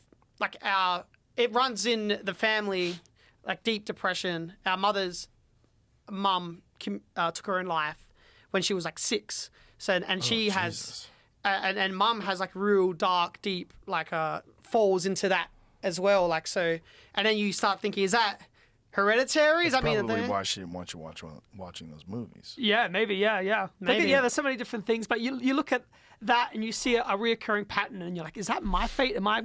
And it is. It is in your head. It is part of you. It's part of your genes. It's genetic. But then also things like, I guess like everything we see is like a film scene or something. So it's like always just ideas stemming from all different things. When I start writing, I have to get into a certain headspace to write. I could never just sit down and be like, okay, I've got 2 hours free. I'm going to write now. I have to get into a certain headspace. If I'm writing a scene where characters are depressed, like I feel like I need to get a little bit depressed. So when I was writing this new thing that I'm working on, it was sort of staying up for 2 days straight, not sleeping, watching things that freaked me out, and then doing things in real life that would try and scare me. Like murder people. No, not like murder people. Like if I would stay up all night. I remember I would walk around in the neighborhoods at night. I would go for drives all night, late at night, and I have conversations with people that aren't there. I'm so caught up in it. If I've got a character that I'm writing, I can sit down and talk to them in the car. So I'll be driving and talking to this person that's not there. And then I'm like, I remember there was someone that lost their life at this cliff. It was probably like 2 a.m. This was like a month or so ago. I drove out to that cliff at like 3 a.m, and I went up there and I'm talking to someone that's not there, but on this cliff edge, and getting to myself into this weird state where I'm a bit freaked out. And I was like, okay, I'm talking to this character that's here. Let's say someone that we know died here and we're trying to connect with this person. It's like, all right, let's do it again with that friend that I'm with, the imaginary one. What if he died and I'm trying to connect with him? And run through scenarios in real life and just do things that try to freak me out. I think we've found the side effects of those drugs. Yeah, are you guys now kind of committed to this sort of genre, or do you want to make all kinds of films? All kinds of stuff. Yeah. We're developing mine's different. We're developing Street Fighter at the moment, the video game, into a film. And like for me, I like going to environments like that. So I traveled to Thailand, and I was trying to find Sagat, who's in the game. He's based on a real person, and he still does private sessions, Muay Thai. So I was like training, and I had like little like clues of where he was. So I was like traveling around and like training Muay Thai, and then speaking with people and trying to find the real life Sagat. And then like that, being in that environment just helps with like writing and ideas like that. Like immersing yourself in the world. Like really helps. And and talking to people that are like the characters that you're writing. Yeah, they are. Like I found a family of like 12 kids that grew up all fighters, And 2 of them are like world champions now. And they're just like at the backyard of their house and they just fucking fight every day. And like they had to fight to eat. And like, I remember talking to one, Mimi, her name is, she's champion now. And she's like, if I wanted, because there were so many kids in her family with such low incomes, like if I wanted something special, I needed to fight because that's the only way we could afford it. So that world is like, it's just so much inspiration that you get from stories. And people. Spend time with people. That's why I think action would be funner. What is a horror thing and you're too often going into a weird mental headspace? It's so unhealthy and you can feel it being unhealthy, on your mental health. Mm-hmm. Where I'm like, I can feel my sanity slip away if I wanted to let go of it when you get into those zones. When you guys wrote Talk to Me, did you try to talk to someone who's had experiences with so many people like that? Supernatural? Yeah, of course. Yeah. Who'd you talk to? I remember I had one friend that went through a really extreme trauma, and he told me about this kinesiologist that made him levitate off this table. He's like, and this is someone that doesn't bullshit. It's not someone that just says things to say things. Like, I really trust what this friend says. And he's like, Danny, I'm telling you, I was levitating off the table and I just couldn't stop crying afterwards. And he said that there was a demon attached to him and this woman, this kinesiologist, pulled it out of him. So I was like, I really want to speak to this woman. I need to go talk to her. So I set aside 3 hours. I bought 3 hours of her and I sat down and had a big conversation. She's like, yes, I'm seeing these things that are attached to you. I'm pulling them off. Oh, it's a octopus monster. It's a this, it's a that. And it felt too crazy. And she was doing stuff. I'm like, I do not believe this at all. But then I look back on this friend who had this really extreme trauma and I feel like he attached it to that. Yeah. He's like, okay, the source of this, the reason why this happened is this being that is attached to me. And this person, I want to believe, is pulling this thing off of me now. Mm-hmm. And it's something that's really cathartic about it. And it's an emotional thing as opposed to an actual spiritual But what do thing. you think about the levitating part? I think that he was in a really heightened emotional state. And so he believed that was happening when actually maybe it wasn't. That's my theory. And what is the thing like? That's the thing with supernatural. If you open your mind up to it, I feel like even if it's not happening, you will kind of think that it is in your mind. Like if you go into a room, I love staying at haunted places. Like if there's a haunted place nearby, or I love just going saying, oh, this room's haunted. I'm like, oh, can I sleep in there? I want to experience whatever. If you go into that room and not know, and you're just like, you'll just have a normal night. But if you go in there like, oh, someone was murdered in this room, and there's a noise that happens at this time, you open yourself up to be like hypersensitive to any kind of reaction for anything. I remember I went to there's this place called Kapunda in South Australia, which is a town of, I think houses that they bring over from different places. And it was haunted for some reason. And the church was haunted. And the back room of the church was the most haunted. So we were in this room, 2 a.m. in the morning, and they're like, who wants to go in the back room and talk to the spirit? Fred, his name is. And I was like, I will. And then I sat in this dark room, and we had these infrared cameras, and I was sitting there, and I was talking to Fred. I'm like, hey, Fred, do you want to make a noise for me? Do you want to throw me across the room? Everyone says you're real. I don't believe that. And then I heard a and my heart just fucking sank. And I sat there and I was like, I'll get the fuck out of this room. And I went and just left. But if I had that same experience, not knowing that, I would have heard a noise and be like, oh, it's whatever. Right. The power of suggestion. Yeah, your mind starts playing tricks on you. Yeah. I spoke to a psychic once and I said, how much is it mental perception as opposed to reality? And she said, when I go into it, because she does room readings of houses and stuff where someone's lost their life or something stuff like that. Mm-hmm. She goes rids ghosts out of houses. And she said, I know it's real when I go to a room, I don't know the history of the house, and then I'll have a feeling that there's something here, some presence, something about a little boy, and I just felt that in my room, and he's sad and all this. And then later I do research and then find out that's a little boy died in that room. Yeah, I still do not believe it. That's the thing is if it is real, the amount of bullshitters around, it's that's 99%. But who was the one? Who was the psychic that died? And then they got their wife to give them a code word, and they traveled around to all the most famous mediums in the world, and they had a code word that him and his wife shared. So just say it was energy can. They're go and talk to these psychics, these mediums, and they're like, okay, is there your wife is here. I'm talking to her. He's like, oh, okay. What is she saying? A code word? They're like, No. I can't really connect. Oh, we're disconnecting from the spirit now. He went to all the most famous mediums in the world, and no one could say the fucking. Well, code he word. started doing like a prize pool of like if anyone can guess this No, code that's word. a different thing. Was that That's a different thing. That was Yeah, the one where he's like, I put a code word up. I think I believe it was Houdini. Oh, it's Houdini. Yes, yeah. Oh, it was Houdini? Okay, she moved to Inwood, Manhattan. She tried to connect with Harry during seances with a code that only the two of them knew about to be sure that the spirit medium was not a fraud. The code was Rosabelle, answer, tell, pray, answer, look, tell, answer, tell. Oh, so they had like a whole thing. Yeah, no one could guess would it guess. because that's. Well, we said at the So do you believe in psychics? Do you think people can? I think it is very possible that occasionally people can tune in and perceive information that's not readily available. I think that it's very possible that places have memory and that there's something about traumatic events and spectacular events that leave like almost a stain in a place. It just feels strange. Right. And I think that sometimes people think about someone and that person calls. And I don't know what that is. I would. It might be coincidence, but it might not be. Oh yeah. It might be an emerging property of the human mind. So if you think about many of the emergency, like language, how did it be developed over time? Even eyesight had to eventually be developed. It did, if single-celled organisms didn't have it. Why does my fucking watch keep going on? What's going on here? These annoying fucking things.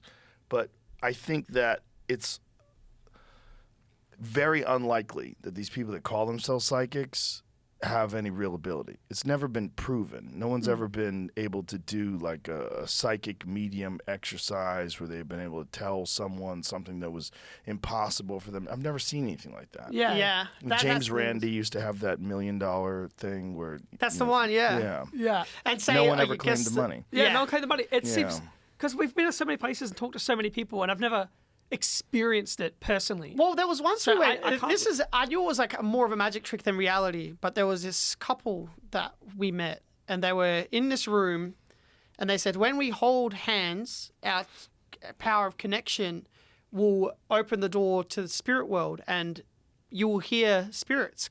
And then we were sitting in the room. This is the first time ever we've had any blackouts. With Four. you guys, this is the fourth one? Yeah. Well, we'll give it one more chance. Do you have any of those smelling salts Yeah, for sure. here? Yeah. Can I try it quickly? We got any smelling salts, Jamie?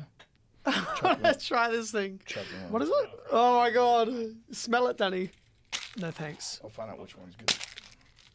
See which one's good.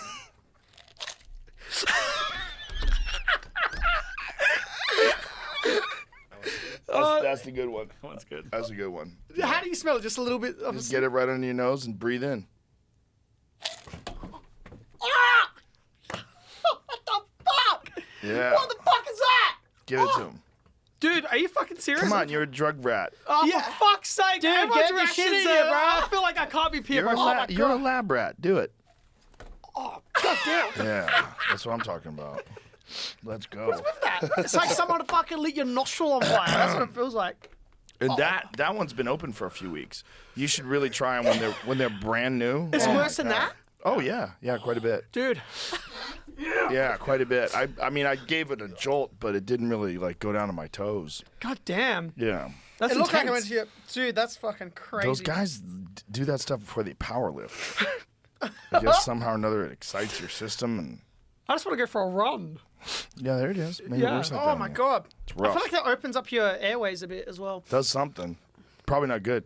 They say you're only supposed to do it twice in a day, right? We've done it dozens. I feel like it's saying you play Uno and the loser has to do it At every the time. comedy club, at the mothership, we have them laying around the green room. People are always like taking turns, taking hits of it. It's become a thing. Dude, that's like the hand. You should sneak it into... It's like the Yeah, hand. it's like- Where did you guys come up with the concept for the hand? So my big inspiration point was this car accident that I was in when I was 16, and I sort of split my eye open here, and it was like a really. I remember I went to sleep in the back of my friend's car. Everyone had just got their P plates, and then he crashed it. And then I went to hospital afterwards with this busted open face, and I just couldn't stop shaking in hospital. So I was like trembling. They were turning on all the heaters, giving me extra blankets, doing anything they could to get me warm. And I just would not stop shaking. And then my sister came in to visit me. She sat next to me and she held my hand. And then the shaking just stopped. And it was just that moment, like the power of her touch pulled me out of this state of shock that I was in. And it just, hands and connection and all that was in the first draft of the script. It was so prevalent. It was the main theme of the film. So it just felt right to be our object of horror. And did you have different ideas about where the hand came from? Oh, dude, we've got an entire mythology Bible that breaks down everything, where it came from, who it went to, everyone that's ever had it. We've broken down everything, every spirit that connected with each kid, why they were drawn to each of those kids, what emotions were they connecting to. So we've blocked all that out. But once there was supposed to be a draft delivered, and they're like, the script's exactly the same. It's like, yeah, but the pitch Bible, the mythology Bible is different, guys. They're like, we're meant to have a draft of the script done. I was like, yes, but this mythology Bible. It was just so much fun. That's never going to be on screen. Why are you like? Because it's fun to explore and have just little hints at the history of it. Yeah. So I think for the sequel, we can explore that a little bit more. But even with the sequel, we're writing 2 versions of the sequel right now. One that's continuing on with the characters from the first film, and then another sequel idea, which is a whole bunch of different characters in a different country. I don't want to spoiler alert, but I love the end of it. Oh, fuck yeah. Yeah. Full circle. It's that thing that when you're like drafting and redrafting and you're always figuring things out and you can strengthen things and you really follow an idea or a theme and you just find things like that ending. Yeah, and you punch them all through the script. That's a cool thing, like movies that are layered like that and like work on different levels. That's the stuff that we liked watching. So when you get to that point in a script where you can really thread theme and stuff and subtext throughout the script, it just makes it feel so much more complete. Normally when we write, our poor co-writer, we'll just write like 50, 60 pages of scenes, moments, characters, things like that, interactions, and we're not thinking of, this is, the midpoint, this is the characters, this point in the story, that like a film structure. It's just like a world and characters and things like that, and then like a basic kind of outline, and then our poor co-writer's like, okay, I've got to try and fit this into like film structure now, and like this means this, and like kind of navigate the mess that we just give him. And always try and attribute different things with, so exploring things that really bother you. Or like, I remember when our grandfather passed away, it was Christmas Day, and our dad was trying to give him CPR, and his vomit was stuck in his beard. Like, my dad was giving my grandfather CPR, and my grandfather's vomit was stuck in his beard. And I remember that always sticking in my mind, the vomit in his beard. So even that's in the scene where the dad pulls out the mum who's overdosed and is trying to give her CPR. So it's just like tapping into small things like that. Anything that bothers you, just try and express it in a way or put it in there. So, yeah. That's part of the writing process. The whole process of filming it and then editing it, and then seeing a final draft. Like, what was that like when you watched the thing for the first time, all the way through? I remember, because we were editing while we were on set, we have to bump out of a location in 3 days. So we'd shoot all day, we'd go home and edit all night. We'd go back to set, shoot all day, then we'd go home and edit all night. No sleep. No sleep. A couple of 3 days in there. Yeah. 3 days You should have straight. had the fucking smelling salts for that. Yeah. Because it's sort of like, it's so engaging and stimulating, and you have to make sure that you've got every single shot that you could possibly want, because we know we don't have the budget to come back here. As soon as we wrap this location, we're done. That's the only shots we're ever going to get for this film forever. So that was like a thing. And I remember when I edited together some of the sequences, that first possession, I just started crying. Because I was like, fuck. So shit. I started crying because I was like, I can't believe what came out of this. And it's everyone, our cinematographer, Aaron McCliskey, our production designer, Bethany Ryan, our producer, Samantha Jennings, the performances of everyone. It's all those crafts and all those masters putting all their energies into this one thing that makes it more heightened or more incredible than you could have imagined. Even like our sound designer, Emma Boarding-Yong, as soon as she started doing passes and you see things getting stronger with every single part. I don't know, man. It's the most you're like rewarding molding thing. each time. The first time, though, I feel bad for our editor. When it came time to edit the movie, I had an edit of the whole movie. Danny had an edit, and the editor had an edit. And then he's like, let's just watch mine and give me broad strokes. And then we started watching, and 2 minutes. We're like, stop. We got to do a scene at a time. We got to do it scene by scene, and then kind of look at all 3 cuts and kind of do it like that. Yeah. So it was like a big process of looking at what works best for the overall. I think it's an annoying process because people don't usually work like that. It's a unique way to work, but because we've been doing so hands-on with the YouTube stuff.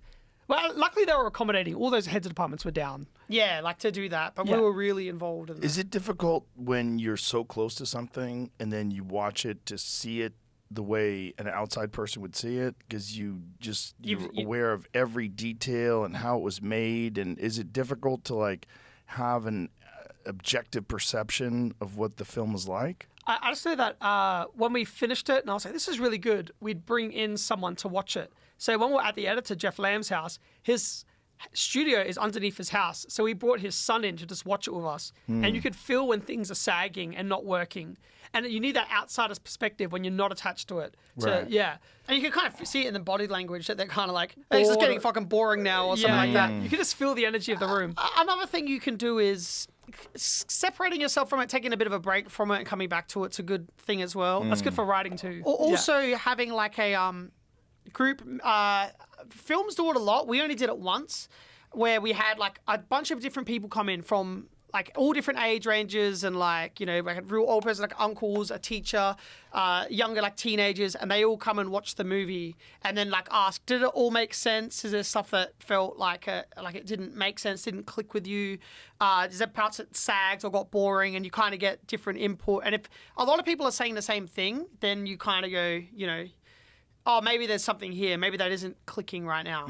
Yeah. So, but every time we put it together, I was more like, it just turned out so much better than you could have imagined. So like that, I can't imagine the opposite experience when you're like turning it together and it ends up being really bad. Like, it's a nightmare. Well, there was a difficult process with the music. Was really difficult. That was the most stressful thing. Why is that? The movie. I think this is more your fault than anyone's fault. Yeah. Because Michael's very specific. Michael's so specific with music that he edited to a really specific temp score. And so I listened to like hundreds of songs and then like put a temp score together and gave it to the composer and said, amazing composer. But I was like, this is exactly the vibe of the film. Like, and this is music that we can use or we can license if we need. And then he's like, I'll stick close to the temp. And there was no communication after that until a week before or 2 weeks before the score was supposed to be delivered.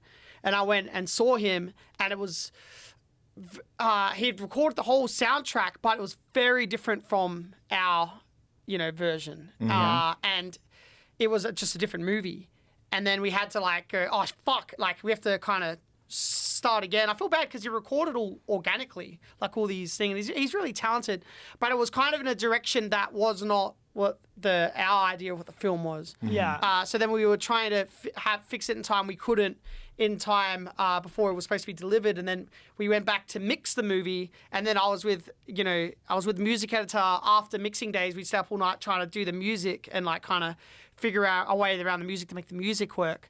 And then when we watched it back, it just was a different movie. And I remember Sam saying it feels like a different movie. It doesn't feel like I can get inside the movie now. There's something wrong here. And it's kind of that thing of like you not understanding why it was, but I knew what I wanted and it just wasn't coming across.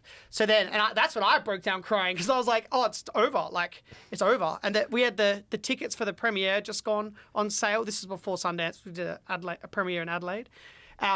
The tickets going on sale. I was like, looking forward to it. I'm like, we have no music. And I'm like, I'm not going to the fucking premiere for the music shit. Yeah. You know, but then luckily Sam, our producer, we love you, Sam. She's like, let's get a new composer and let's do this properly. We didn't get this far to fuck it up right at the end. Yeah. So we got a new composer that I worked with, and we made this thing come together. Cornell. Yeah, Cornell he fucking saved the film. Yeah. Yeah, he's amazing. And like, I feel bad for him. I'd give fucking pages of notes, and he just fucking everything. He was so amazing. He's like OCD with music and sound. But I don't even understand like a note. I'll hear a note. I'm like lower. He's like, what, a D or an E key? I'm like, I don't know, just lower. That one. And then it's like a feeling of music as opposed to I don't understand. Technically what it is, but learning to communicate was a new thing, because even when Emma would send in stuff and Mark would be like, no, like his emails seemed rude when he was responding to her, and it was like, Michael, don't send messages like that. Like, no, you would do it too. Oh yeah, maybe. But it's just like learning to communicate in a way where like we have not worked with this person before. We don't know how our tone is coming across, and it's a collaborative effort. It's such a it is. It's a collaborative effort, and that's why movies can kind of, I feel, not come together completely if there's all these amazing creatives, but they're going in different directions. So it's like kind of like having it all go to one direction. That's like when everything's working in sync as opposed to against each other. That's a big thing. And I think that with music going forward, I want to get music started getting composed in pre-production and like start finding the sound early as opposed to just waiting at the end. Why not have it part of pre-production like everything else is? Makeup gets time and like the schedule does. Why not the music as well? Like, because that's such an integral part. Sound in film is massive and people don't understand. Like even it brings so much more than you would realize, you know? Yeah. And there's like finding those heads of departments like Emma and Cornell, people that are achieving things that you could never possibly achieve. And Jeff, our editor, we can't accomplish this by ourselves. Someone that we can really look up to and rely on. That does it better than us. Yeah, it does it better than us. Yeah. So it's so fun finding those heads of departments and building a team. Well, it seems like you guys are so specific with your visions. It's so important that you maintain creative control. Yeah. That's But the thing also, is, have As room though. budgets get bigger and studios get larger, and then the consequences, or at least the risk, is higher for them. They're going to want to have more control. Yeah, and that's the thing is, That's like horrifying. sometimes these movies, they want to have a creative director, but they have to protect their investment. And the way to protect your investment is to do what's worked in the past. So then it turns, instead of being like a new thing, it kind of turns into what has worked in the past. Right. And then but you know, I feel really grateful. A24 we don't have to worry about that. Because A24 moving forward, like they're like a family. Like they don't feel like Hollywood execs or something like that, where they're like just like thinking about money and capitalizing on money. They're all about the director and director's vision. So they will give creative final cut to us and like say they Well, trust they us. certainly should now after that. I mean, you guys know what you're doing. I mean, it's really good. But Until the next movie comes down and it's shit. Yeah, Then they should probably There's take That does directors. happen occasionally. Like M. Night Shyamalan, like he has that amazing movie in The Sixth Sense, and then the movies after that are just like. Split was pretty decent. Which one? I liked Split. I liked Unbreakable. I didn't see Split. Oh, you didn't see Unbreakable it? was okay. Yeah. It's just The Sixth Sense was so good. So incredible. It's so hard sometimes when your best one is your first one. Well, And you got nothing after that. And then You're like there was the one with Marky Mark where the plants were killing people. Like, okay. yeah, you know what happens sometimes? You get you know, what the fuck am I watching? The fuck is this? Yeah, is that the one? Is that the I haven't Happening? seen it. That's the Happening. Is that the Happening? No, that was the other one. Which one was the Happening? The one where they all kill themselves. They're drawn to kill. and they everyone starts walk killing backwards. themselves. Don't know. They start walking backwards. Is yeah. that the Happening? That's the Happening when they all start killing themselves, right? There's like Really? an Was that epidemic. him? Are you sure about that? Am I making shit up? Am I drunk? Whatever the fuck that thing was, I don't know. I'm making movies off my head. Yep. It's the Happening. Yeah. I knew it. You know what happens also? Like, Whatever. it's You're- weird. You can't. After the movie comes out, you get the opportunity to do whatever you want next. What do you Right. want to do next? Like, we'll Right. do it. Like, that's the kind of position we're in now. I could see people rushing into things like half-baked ideas or something too early because you're thinking about money and capitalizing on this moment. And then the second one being not as, because the first one's like, that's everything. Everything's riding on this movie. Has to be the best fucking thing ever. Right. Then when you do one, like the second one or the third one where you haven't had that time to develop the script, and you kind of Yeah. rush into the half-baked ideas. Well, this new one that we've been writing for 3 years, and I'm so excited to fucking start filming again. That's what we want to do. And then we've been doing the doco as well, which we showed you a little bit of. Yeah, you were telling me about this death wrestling. What is it called? Deathmatch wrestling. Deathmatch wrestling. So we're doing that with A24 at the moment, and This is in Japan that they do this? Where is this? and in America as well. It's worldwide. It's like a very niche. It's pretty. I guess controversial in a way. A lot of people don't like it. Well, they were throwing people into barbed wire. Show the video. Yeah. Do you have the video? I can't show that one because it's Part of the that's documentary? documentary. But if you write Sick Nick, what Let it write CZW ultra violence at its best. That's a good compilation there. These guys are covered with scars, like legitimate scars. Yeah. It's the most extreme form of wrestling, and it's the most dangerous, and it's the least paid and the least viewed because it's so graphic. It has a very niche audience, and they brutalize themselves. Legitimately. Yeah. And like when you look at wrestling's already like a risky sport. These guys are doing like week in, week out for like $100, getting fucking annihilated. And like it's a fascinating world. Like, So fascinating. And I'm so drawn to it, and I love it so much. Even as a kid, I was always drawn to that really extreme side of wrestling. There was Cactus Jack, Mick Foley, who Undertaker threw off the top of the cell. And he used to wrestle in Japan in deathmatch in a company called IWA. And that was my first time seeing a deathmatch tournament where he was wrestling barbed wire, Terry Funk exploding exploding ropes. barbed wire, exploding ropes. They're bleeding everywhere. And it's such commitment. It's such extreme performance art. Yeah, I'm so drawn to Imagine you're watching John Wick and, Keanu Reeves is going to get kicked downstairs, but you're there in person and he's doing the stunt live and you don't know if he's going to be okay or not. Like that kind of energy in the room. And then also people, you have this kind of like, it's kind of like when you watch like the UFC, like these two guys are the best of like clashing, you don't know what's going to happen, that kind of that intensity, right? That vibe in like UFC or before at fights. It's like that, but they're like taking these crazy risks where they could get paralyzed, they could cut like, arteries. Yeah. One guy, Nick Gage, died and got brought back to life in a helicopter. Like he cut an artery from a light bulb. Jesus. And we did some events as well, like on the YouTube. I did, because we used to do it when we were kids, deathmatch wrestling as like teenagers. Yeah. And we did a video for our YouTube. And then, like of us as kids, and then fans were like, oh, do that again. We want to see you guys do that now. So we organized some free events where we got everyone to come for free to watch us wrestle, and they thought it was like a gimmick thing, and then we went fucking hard. And once this light bulb smashed off, I got slammed into, it was 70 light tubes taped together, and I got smashed into it, and one of them broke off wrong and went up into my ribs. And I was like, and I hadn't felt anything before that because of the adrenaline. The barbed wire I didn't feel, thumbtacks I didn't feel. I really felt that. So I was like, I've done something here, but let's continue the match. And then I was like getting bloodier, and then I laid on a table, and a guy went on the balcony, jumped onto the table. Is this from one of them? Oh, potentially this looks like probably... I don't know if that's... But, that's... If you write CZW... I Let's tried see finding this. that actual Play one, this. but I'll play this Yeah, too. play that. Oh, Jesus, he missed. He missed, Oh, well, that's yeah. it. Yeah. That's like a wrestling... Hold on, I'll show Jamie this one. I missed one. But wait, if you Oh, got... God, that guy got to get fucked up from that. Well, there's a thing about it. There's a camaraderie about it as well, because your life's in their hands, their life's in your hands. It has to be this ultimate trust. If you aren't committed together to like pull these moves off, then you're gonna hurt each other bad. Well, this is not that. That's might just not, a guy missing. yeah, this Yeah. is so. And skip to a bit further in, probably like 30 seconds in. This is what I always watch to get pumped up for So this deathmatch. guy's, it's all light bulbs and barbed wire. A And, little further in. Yeah. Yeah, there we are. oh, God. It's so rogue. Yeah. It's so dangerous. It's so exciting. So it's looked down upon because they're like, there's no technique. It's just guys smashing each other. Like that's why people don't like it.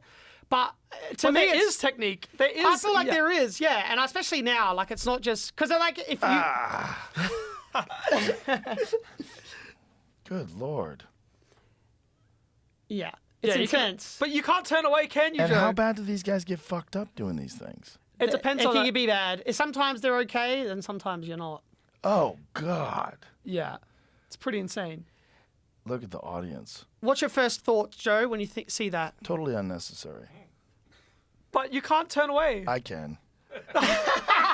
Do you feel like if you're watching two wrestling matches, one's standard and one's that, you'd be on that one? I feel. Probably, yeah. Yeah. Yeah, because you're probably going to want to see how bad someone gets hurt. Yeah. Normal Also, the car defy- accident vibes. You can't look away. It's Well, sort that's of, the thing or as what's well, the there's defy death? They're defying death. But there's like a respect from the fans as well. Like you're putting your body on the line like that Yeah. extreme for our entertainment. When it's like 300 people in the venue, Yeah. and these guys are like risking everything to entertain. That's something that's like there's a respect that comes with that. That's in those Okay. environments. It's unlike anything you've ever experienced. I think it's- wait. Go Ronald WWE This is beatdown. This is fucking crazy. Which one's this one? It's a fucking weed whacker. No way. Oh, Jesus Christ. Okay, I get it. I get it. Shut it off. Go Ronald WWE. Let me just show you this thing that happened to me when we were doing ours. I was dressed as Ronald McDonald. It's one of our characters on YouTube. And when I got the thing up my ribs, and then I got put on this table, and the guy jumped, and I felt all the pressure like flesh. You're doing a really bad job at... Oh, no, that's not a different one? Not this video? No. I write Ronald WWE beatdown. Yeah, Ronald WWE. Right into the search. Yeah, that first one. That first one. And just go like halfway through. Yeah, a bit further. Oh, that's the... You're making us look stupid and crazy. Yeah. This is one side. When we have the stunt guys, I purposely tell them not to come to this stuff because this isn't like normal stunt performing. And you just got hit over the head by a neon light bulb? Yeah. So that's... Oh, yeah, that's the one that... Yeah. This is the one that went up into my rib. Oh, God, dude. And keep going for another minute and you'll see, like, when they put me on the table.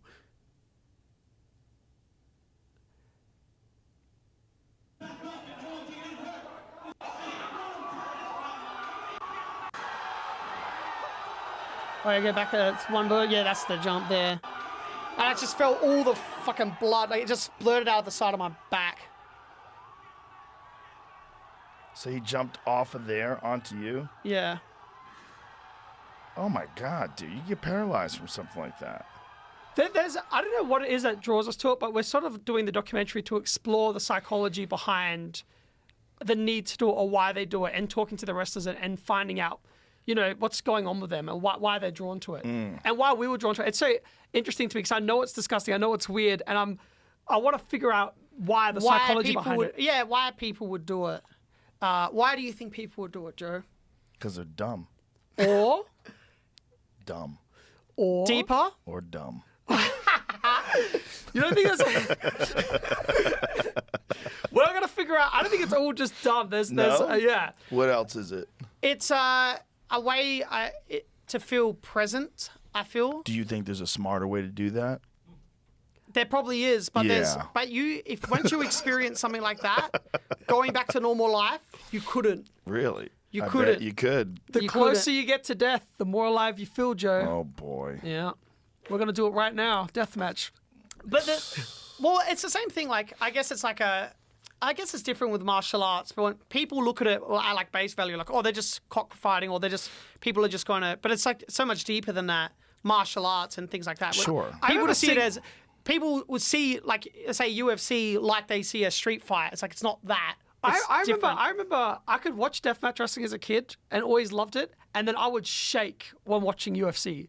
I would physically shake. I couldn't believe that they're actually trying to hurt each other. As like a young kid, UFC used to freak me out. I remember when I played UFC 1, the game on Xbox, I was fucking shaking like when they're hitting a thing. Yeah, something about fighting and that really one-on-one violence. I found that so much more... Giant pussy. Yeah. So, no, maybe that's where we're getting into it. So you like this performative violence. Yes, performative violence. Yeah, there was something about... Because it is actual violence. There's actual cutting and bleeding, but there's something about it being agreed upon. Yeah. And that it's performance art. It's kind of like UFC is like, use the best of the world and like, let's see who's better. You're not trying to get hurt.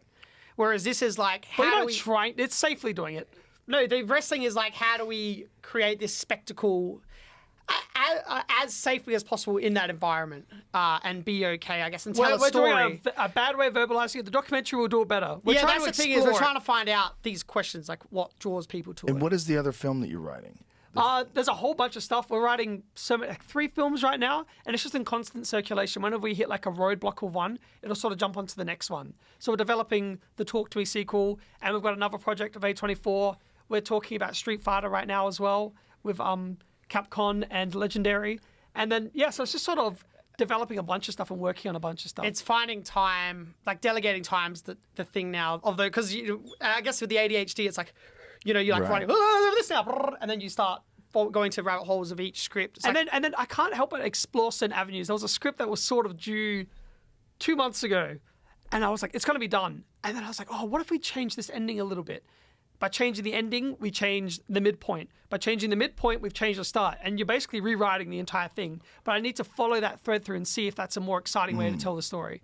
And so we're a little behind on things, but we're getting there. We're getting there. We're trying to figure out. We want to shoot early next year, and I need to figure out sleep as well. I have a big sleep issue as well. Like, I've had it my whole life. Like, not being able to fall asleep and then when I fall asleep, I wake up every 90 minutes or something like that. What's your diagnosis? There's different people that say different things. I did sleep studies like overnight, then a full 24-hour day one. They said idiopathic hypersomnia. Someone said narcolepsy. But it's falling, like my mind, like I guess, and I've tried like meditating and looking at bloods and like exercise, like falling asleep, like, meditating before sleep, trying everything to try and what it is it, but I can't fall asleep. And then when I do finally fall asleep, even if I'm exhausted, I stayed up for like 2-3 days straight, I still wake up after 90 minutes. So is it just your mind is racing all the time and your mind wakes you up? Maybe. Because it seems you guys are very hyper. You got a lot going on in your heads. Yeah, and I guess that's the thing, like that.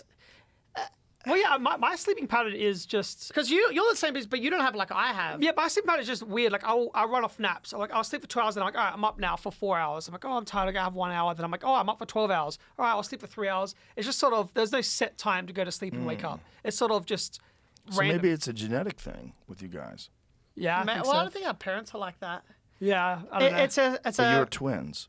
Yeah. And maybe it is just genetic with you.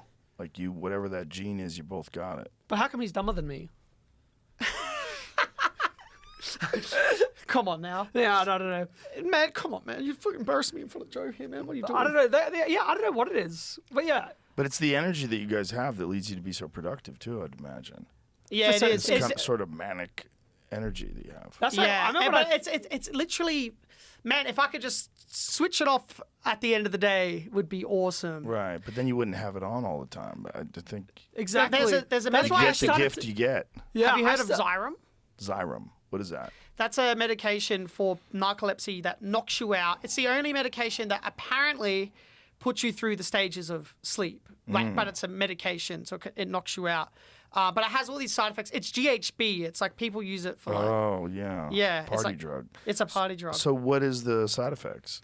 Well, the first page says suicide attempts. And then also the sleep doctor I was speaking to is like, there's two, is like people are debating, they actually don't know whether it's people that are in bad places don't have the energy to take their own lives, but being on Xyrem gives you the energy to do it. Oh, God. Or is the Xyrem changing your mind to think more like that, more radical or But something how like long? that? Are you taking Xyrem? I'm scared to take it. I don't want to be like addicted to a drug, like I don't want to be relying on that. And Just deal with whatever sleep you get. yeah. Yeah. 2 It's hours. obviously working.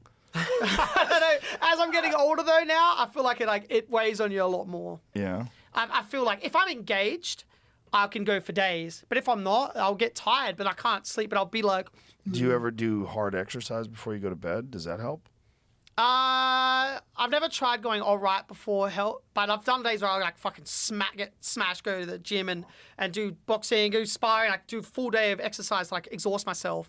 But then, and it will help me sometimes initially fall asleep, but then 90 minutes Still, same thing. up, yeah. How many hours are you getting a night? 7, 8 hours. Oh, you are. Yeah. And you go all the way through? Yeah. How Unless I the have to fuck is that pee. even possible? What? Sometimes I drink too much water before I go to bed. I have to pee in the middle of the night, but then I Yeah. go right back to sleep. Man. I don't have a problem sleeping. But like staying awake, are you always taking? Do you energy drinks every day? I mean, I might drink one or two. Yeah. I drink Yeah. coffee a lot. It's like even tea will fuck me up. If I have an English breakfast tea, that'll keep me up all night. I'm so sensitive, extremely sensitive to caffeine. Yeah. It's Well, like- you are. To me, it doesn't really. Yeah, well, Do yeah, different. anything. Yeah, I don't know. Have you ever tried what happens when you don't drink energy drinks? Yeah. Does that help? No. Energy drinks helps me when I get like a low in the day or whatever, if I'm bored. But when I did a full health streak, when I had like a diet that I was sticking to and like a time, getting up at the same time every, morning, going to get the sun in the morning, and then doing all that, whatever, like I did that, and then it's still. The frustrating thing is when you do go to sleep, but it's the waking up and you're like, fuck. Like, oh, man, I was like, I got to sleep. And then you just wake up 90 minutes. And it's like, I used to think it was a good thing when I was a kid because I'd be like, oh, I still have 6 hours before I have to get up for school. And I go to bed and I wake up again. I go, oh, I've still got 3 hours. Like it was like, I felt like I was getting more sleep because when you wake up and you're like, oh, I've got to get up now. Right. It was like waking up and being like, oh, I don't have to get up yet. Right. But it was like, What a weird psychological. You're rambling right now. yeah, I'm rambling. Fuck yeah. Yeah, but yeah, I think that. Let me just complete side note. There's a UFC fighter you're going to see come to the UFC. Heavyweight. Brando the Balkan Bear. Right now, he's training with Izzy. He trains with Izzy.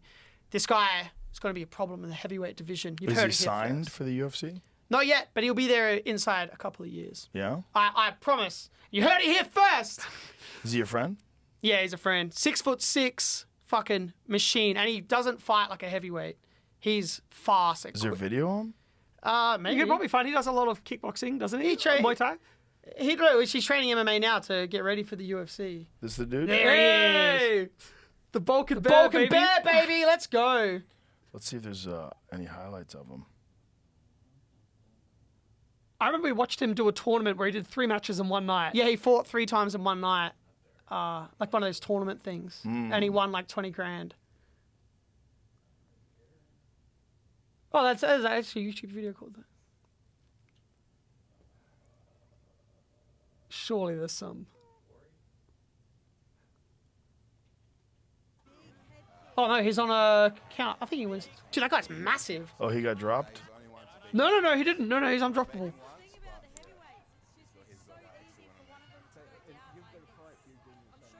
That dude he's fighting is gigantic too. Holy crap. Dude, how big is and that? Brando's massive. That other guy's fucking huge, then. Wow.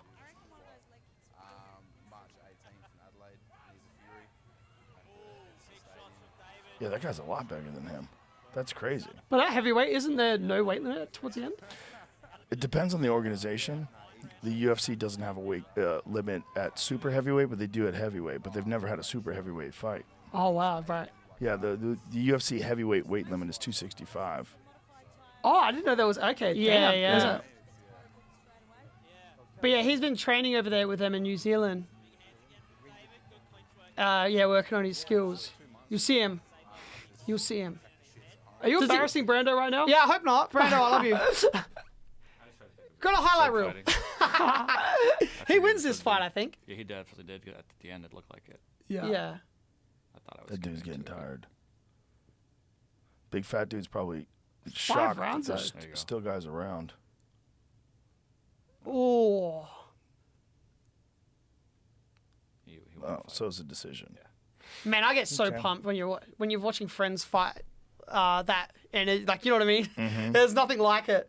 I saw a thing with Izzy was when Volk defended his title fight before the last one, and he's in the crowd like going crazy, and the comments are like giving him shit. I was like, dude, when you're watching, when we watch friends fight, you're like fucking yeah, come on, let's fucking go, like give it, and they're getting that energy with them as well, and like there's like a fucking oh man, when your friends fighting is the fucking craziest feeling in the world because you want them to win so bad Yeah. in that environment, you know. How are you connected to the martial arts world? You were saying that you train.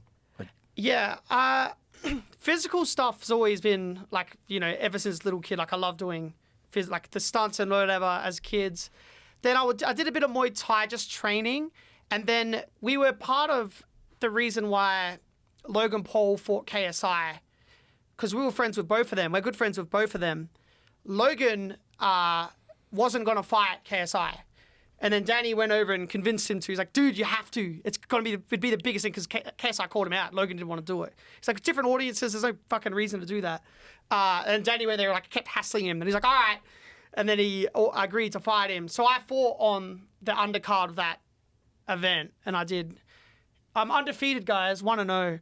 And there's also, we even sponsor a fighter named Tim Rogers, who's champion right now in South Australia, which I think he could maybe crack into the UFC as well. Yeah, So I just obsessed with it and we watching just it. love and- it. It's just like a thing that we love as well. Like I listen to Ariel Hawani every day. The fight news, everything. I love it. I like obsessed with it. And then so the fight. I remember my auntie saying, "You're too little to fight," and I was like, "This weight classes in the fight thing." She's like, "No." When I was saying I was going to fight on the undercard, so I was told the people, I'm like, I want the tallest person to show my auntie that I could fight. So my opponent was 6'3", and then the fight night, God bless you, Scarce, he wasn't very good, but the training camp where I had to fucking get my fucking head kicked in by 6'3" guys every fucking twice a week, that was like a hell. Like, and I went to I did 5 months training at TJ Smith. Oh no, Here it don't is. watch it. No, I'm bad. I found a good spot where you're hitting them a few times. Oh god. See. No, you're not impressing anyone with this performance. I know. Hey, look, watch the beginning. So embarrassing. but like leading up to that was like just getting smashed by 6'3" guys. And I remember once the first 6 foot dude that I sparred, he was 100 kilos. And I remember my trainer Chris being like, "All right, you're gonna do 5 3-minute rounds, all right?" And then behind him, I just saw this guy just hitting the heavy bag. And then Chris is like, "Yeah, just gotta make sure you see that." And then like the guy walked off, and I just see this fucking dent in the middle of in the heavy bag. And then I went there, and he just fucked me up like 3 standing 8 counts. Then the second time we sparred, I sparred him 3 times though. The second time was 1 standing 8 count. Why are you fighting 220-pound guys? I don't know. I guess that was all the bodies that we could find. It was like different. How much do you weigh? 75 kilos. What is that? 170? I don't know. 2.2 times 75, about 160. And I think he was 10 kilos heavier than me on the fight night, that guy. It was just like, but I was fighting all different kind of 6 foot Sizes, guys. 'cause you But wanted big sizes. a couple of them was the 100 kilo plus dudes. Wait, Just I just fucking want to me up. backtrack. Vulcan Bear won that fight, right? Yes. Yes. Okay. Good. It was just 152 they had you at least for the Yeah, fight. 152 for the fight, and he was 174. I don't know that pounds. I don't know. I don't know. Look, he's I remember not a good going to- fighter. Yeah, Marco's I'm not a good fighter, but it's like something that I've. But you just did it for the fun. Yeah, and then like I wanted that feeling of like going out to a fight. Like every time I watched it, I got envious. Like people coming out, like I want to know what that feels like to be like we're gonna go and like put it all on the line in like a fight. That's what I wanted to experience. That rush. I'm a coward. Don't look at me. I didn't do any of it. I love that physical rush. I think that's the same thing with the deathmatch wrestling. It's like doing something risky. You know, something that could go wrong or could go very right is very engaging. And I feel bad like when we're doing the movie and stuff, which is a lot of fun. But I'm like, I want to jump off something now. I need to do something physical, and I don't know, something that's in me. Or like I'm addicted to it. I love it. That stuff. But then the fighting stuff, my ego, I couldn't take it if I lost. So after first, I'm like, maybe not. I just kept. Yeah. And Danny said, he's like, when you get knocked out, I'm gonna replay every frame over and over again. He was like tormenting me. Danny. No, as a joke, like you're mucking around with him, but seriously, I And would have I played used it. to think I was like, I was trained in Cyprus for a month before the fight, and then I was like, I didn't realize about how the climate change, like your cardio just goes. Like I was skipped for one round, I was like, and I just couldn't. I was like, man, am I just shitter now suddenly when I'm overseas? And I was in these we were in these like underground, like concrete gyms with no ventilation, and then I'd get my ass kicked, and they go, all right, go out and get some air, man. And I'll go out, and it's fucking worse outside than it is in the gym. You know, I couldn't breathe air. Wait, I say Marco's a bad fighter. Marco choked me out once. He broke down my door. Oh, This guy but is that? Oh, that's such an achievement. Like choking me out. anyone could choke you out. What are you talking about? I'm just saying that. Yeah, you're a good fighter, Michael. You should have another fight. If they He do, wants you to get fucked up. Yeah, you should do it. if Fight the Vulcan Misfits, Bear. if Misfits does an event, the YouTube one, if they do one in Australia, I'll do it again. I want to do one more. Do you one hate more. the influence of boxing stuff? No. Oh no, okay. No, I hate it. Why haven't you had Logan Paul on your podcast? I don't know. Oh, he's a That was a shut. He's looking at you like, stop fucking. Stop touching fucking it. asking these questions. There was a moment in that fight that I got a little bit like emotional. Sorry, I'm jumping around. That UFC Volkanovski's speech after the fight where he was saying that he felt that down when he wasn't training or he didn't have that purpose. Yeah. Yeah, and then that made him rush into that fight. I just remember, getting really emotional, seeing someone open up like that and be vulnerable like that. That was a weird one.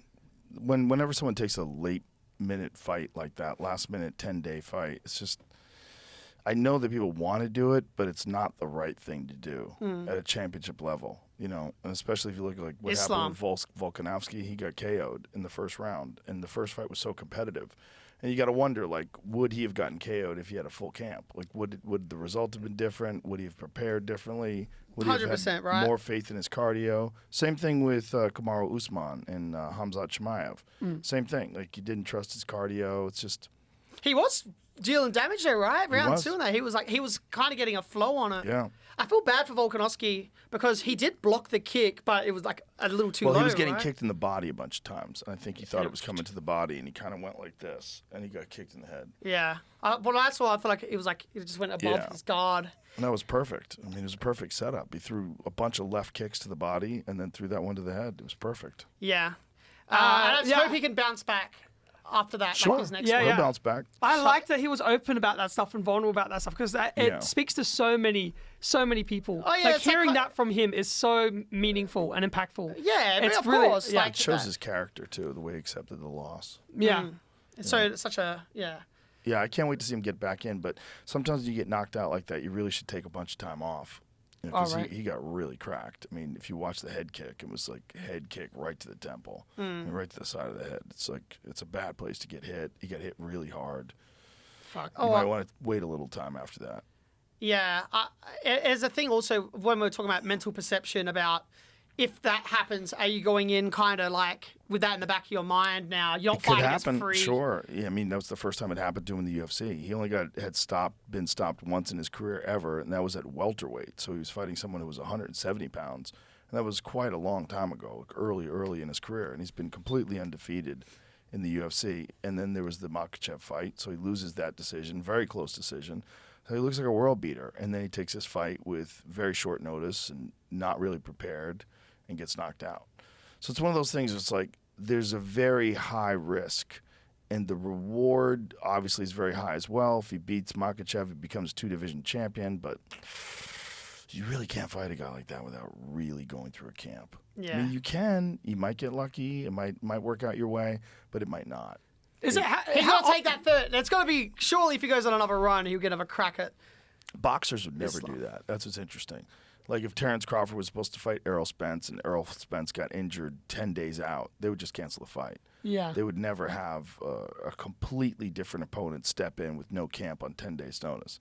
It's very unique to the UFC, and I don't know if I'm a fan of it. Oh, honestly. really? You don't like the last minute? Well, Well, I'm not, you I wanna- don't know. I mean, I love the fact that people take a chance, but I don't like it in terms of someone. I want someone to be fully prepared. That's what I really like. I like when someone goes through a full camp, fully prepared, absolutely ready for this one opponent, because you're dealing with this insanely high-risk sport that's very difficult to do. And I just don't feel like with proper preparation, you can, he's probably at 65% of what his potential is. Yeah. And he feels like, because he's such a champion, he feels like that's enough. But I guess it's in service of the people that have bought the tickets and have done it. They're trying to not let down the fan Yeah, bases. but this guy's got a lineage. He's got a Yeah. legacy to worry about. I mean, Yeah. it's his full career. And one loss like that can define you forever because it can change the course of your career, especially if it's a really bad knockout. Like if you get completely knocked unconscious, go to the hospital, neck brace, the whole thing, wheeled out on a stretcher, that can define your entire career. It can change the course of your career. Yeah. And that, sorry, just, I got to say, this is so surreal that we're talking fighting on Jeremy. But like that, yeah, I guess everyone wants that kind of Michael Bisping, Luke Rockhold 2 moment Yeah, where it's like, yeah. boom, In you're just going to get that in one. that situation, it worked out great. Yeah, it's you know? rolling the dice. It's like, Yeah, he rolled the dice. But Michael Bisping is a crazy dude. I mean, that's a guy who fought 10 people with one eye. I like that Yeah. reveal thing where he's pulled. Wild. Yeah, that's I mean, crazy. just wild. Yeah. How uncoordinated. Our dad has one eye, and he's like a bit off. Your depth perception gets very skewed. Like Yeah. You don't exactly know where things are. Yeah. Can you do things like VR and stuff with one eye? I'm sure you probably could. Because Just like if close that's an eye. about like, like I don't 3D know. glasses and people would, Right. you wouldn't get that 3D. I think VR is different. It's like, from the 3D glasses. yeah. It's that thing, we were just talking about it before, how crazy, is AI going to take over? It is, I guess, everything. And you can't. Not fighting. Yeah, it depends on how convenient it is to use. Like if it gets to glasses, just regular glasses, yeah. Yeah. It's going to be, I mean, it's going to get better and better and smaller and with battery technology and all sorts of other things that are going to be, all new innovations.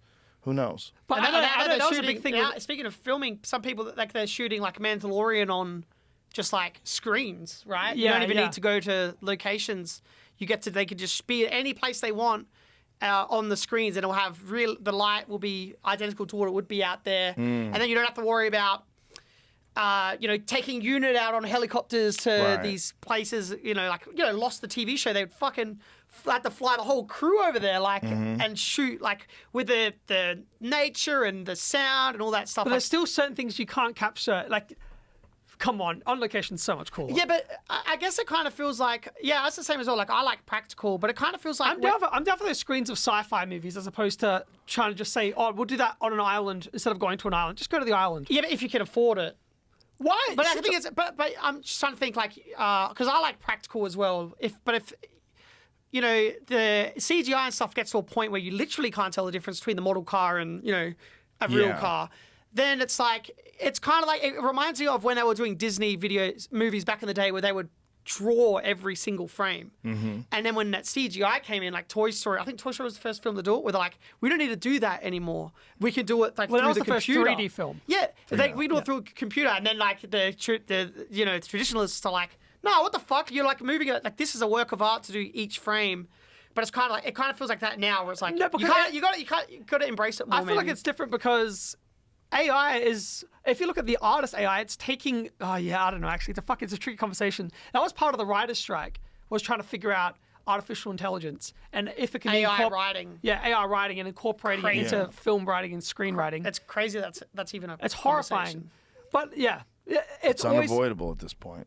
Yeah. I feel like stories coming from the heart is going to always be better than something that's... I think it'd be very difficult to write a movie like Talk to Me and do In that AI. through AI. Very difficult. Yeah. There's something about human creativity, at least at this point, that's very unique. Yeah, because it's drawing from personal experience. It's not drawing from everyone's experience. It's like it's a personal subject. It's impossible to replicate it because it hasn't happened to someone else. It's your own personal experience. Yeah, it could do things based on things that happened in the past, but this isn't like that person's experience, I guess. No, it's not an expression of any single person. So it can't be unique art. Well, listen, guys, whatever you're doing awesome shit. I mean, that movie was amazing, and whatever you're doing next, I'm going to be watching because I think you guys are very uniquely talented, and you're full of energy, and it was a lot of fun. Thank you so much for having us. It was very, it was an honor. Thank you so much. My pleasure. The honor was mine. Tell everybody how they can access your social media, where you guys are at, how they can find you. Just watch Talk to Me. Stream Talk to Me. Go stream it. It's awesome. For Halloween. Yes. Yeah, it's a good Halloween movie for sure. Yeah. Halloween, stream Talk to Me. Thank you. Listen, you guys nailed it. You should be proud of it, and congratulations. Thank you again, Joe. Thank you. Thanks for being here. All right. Bye, everybody.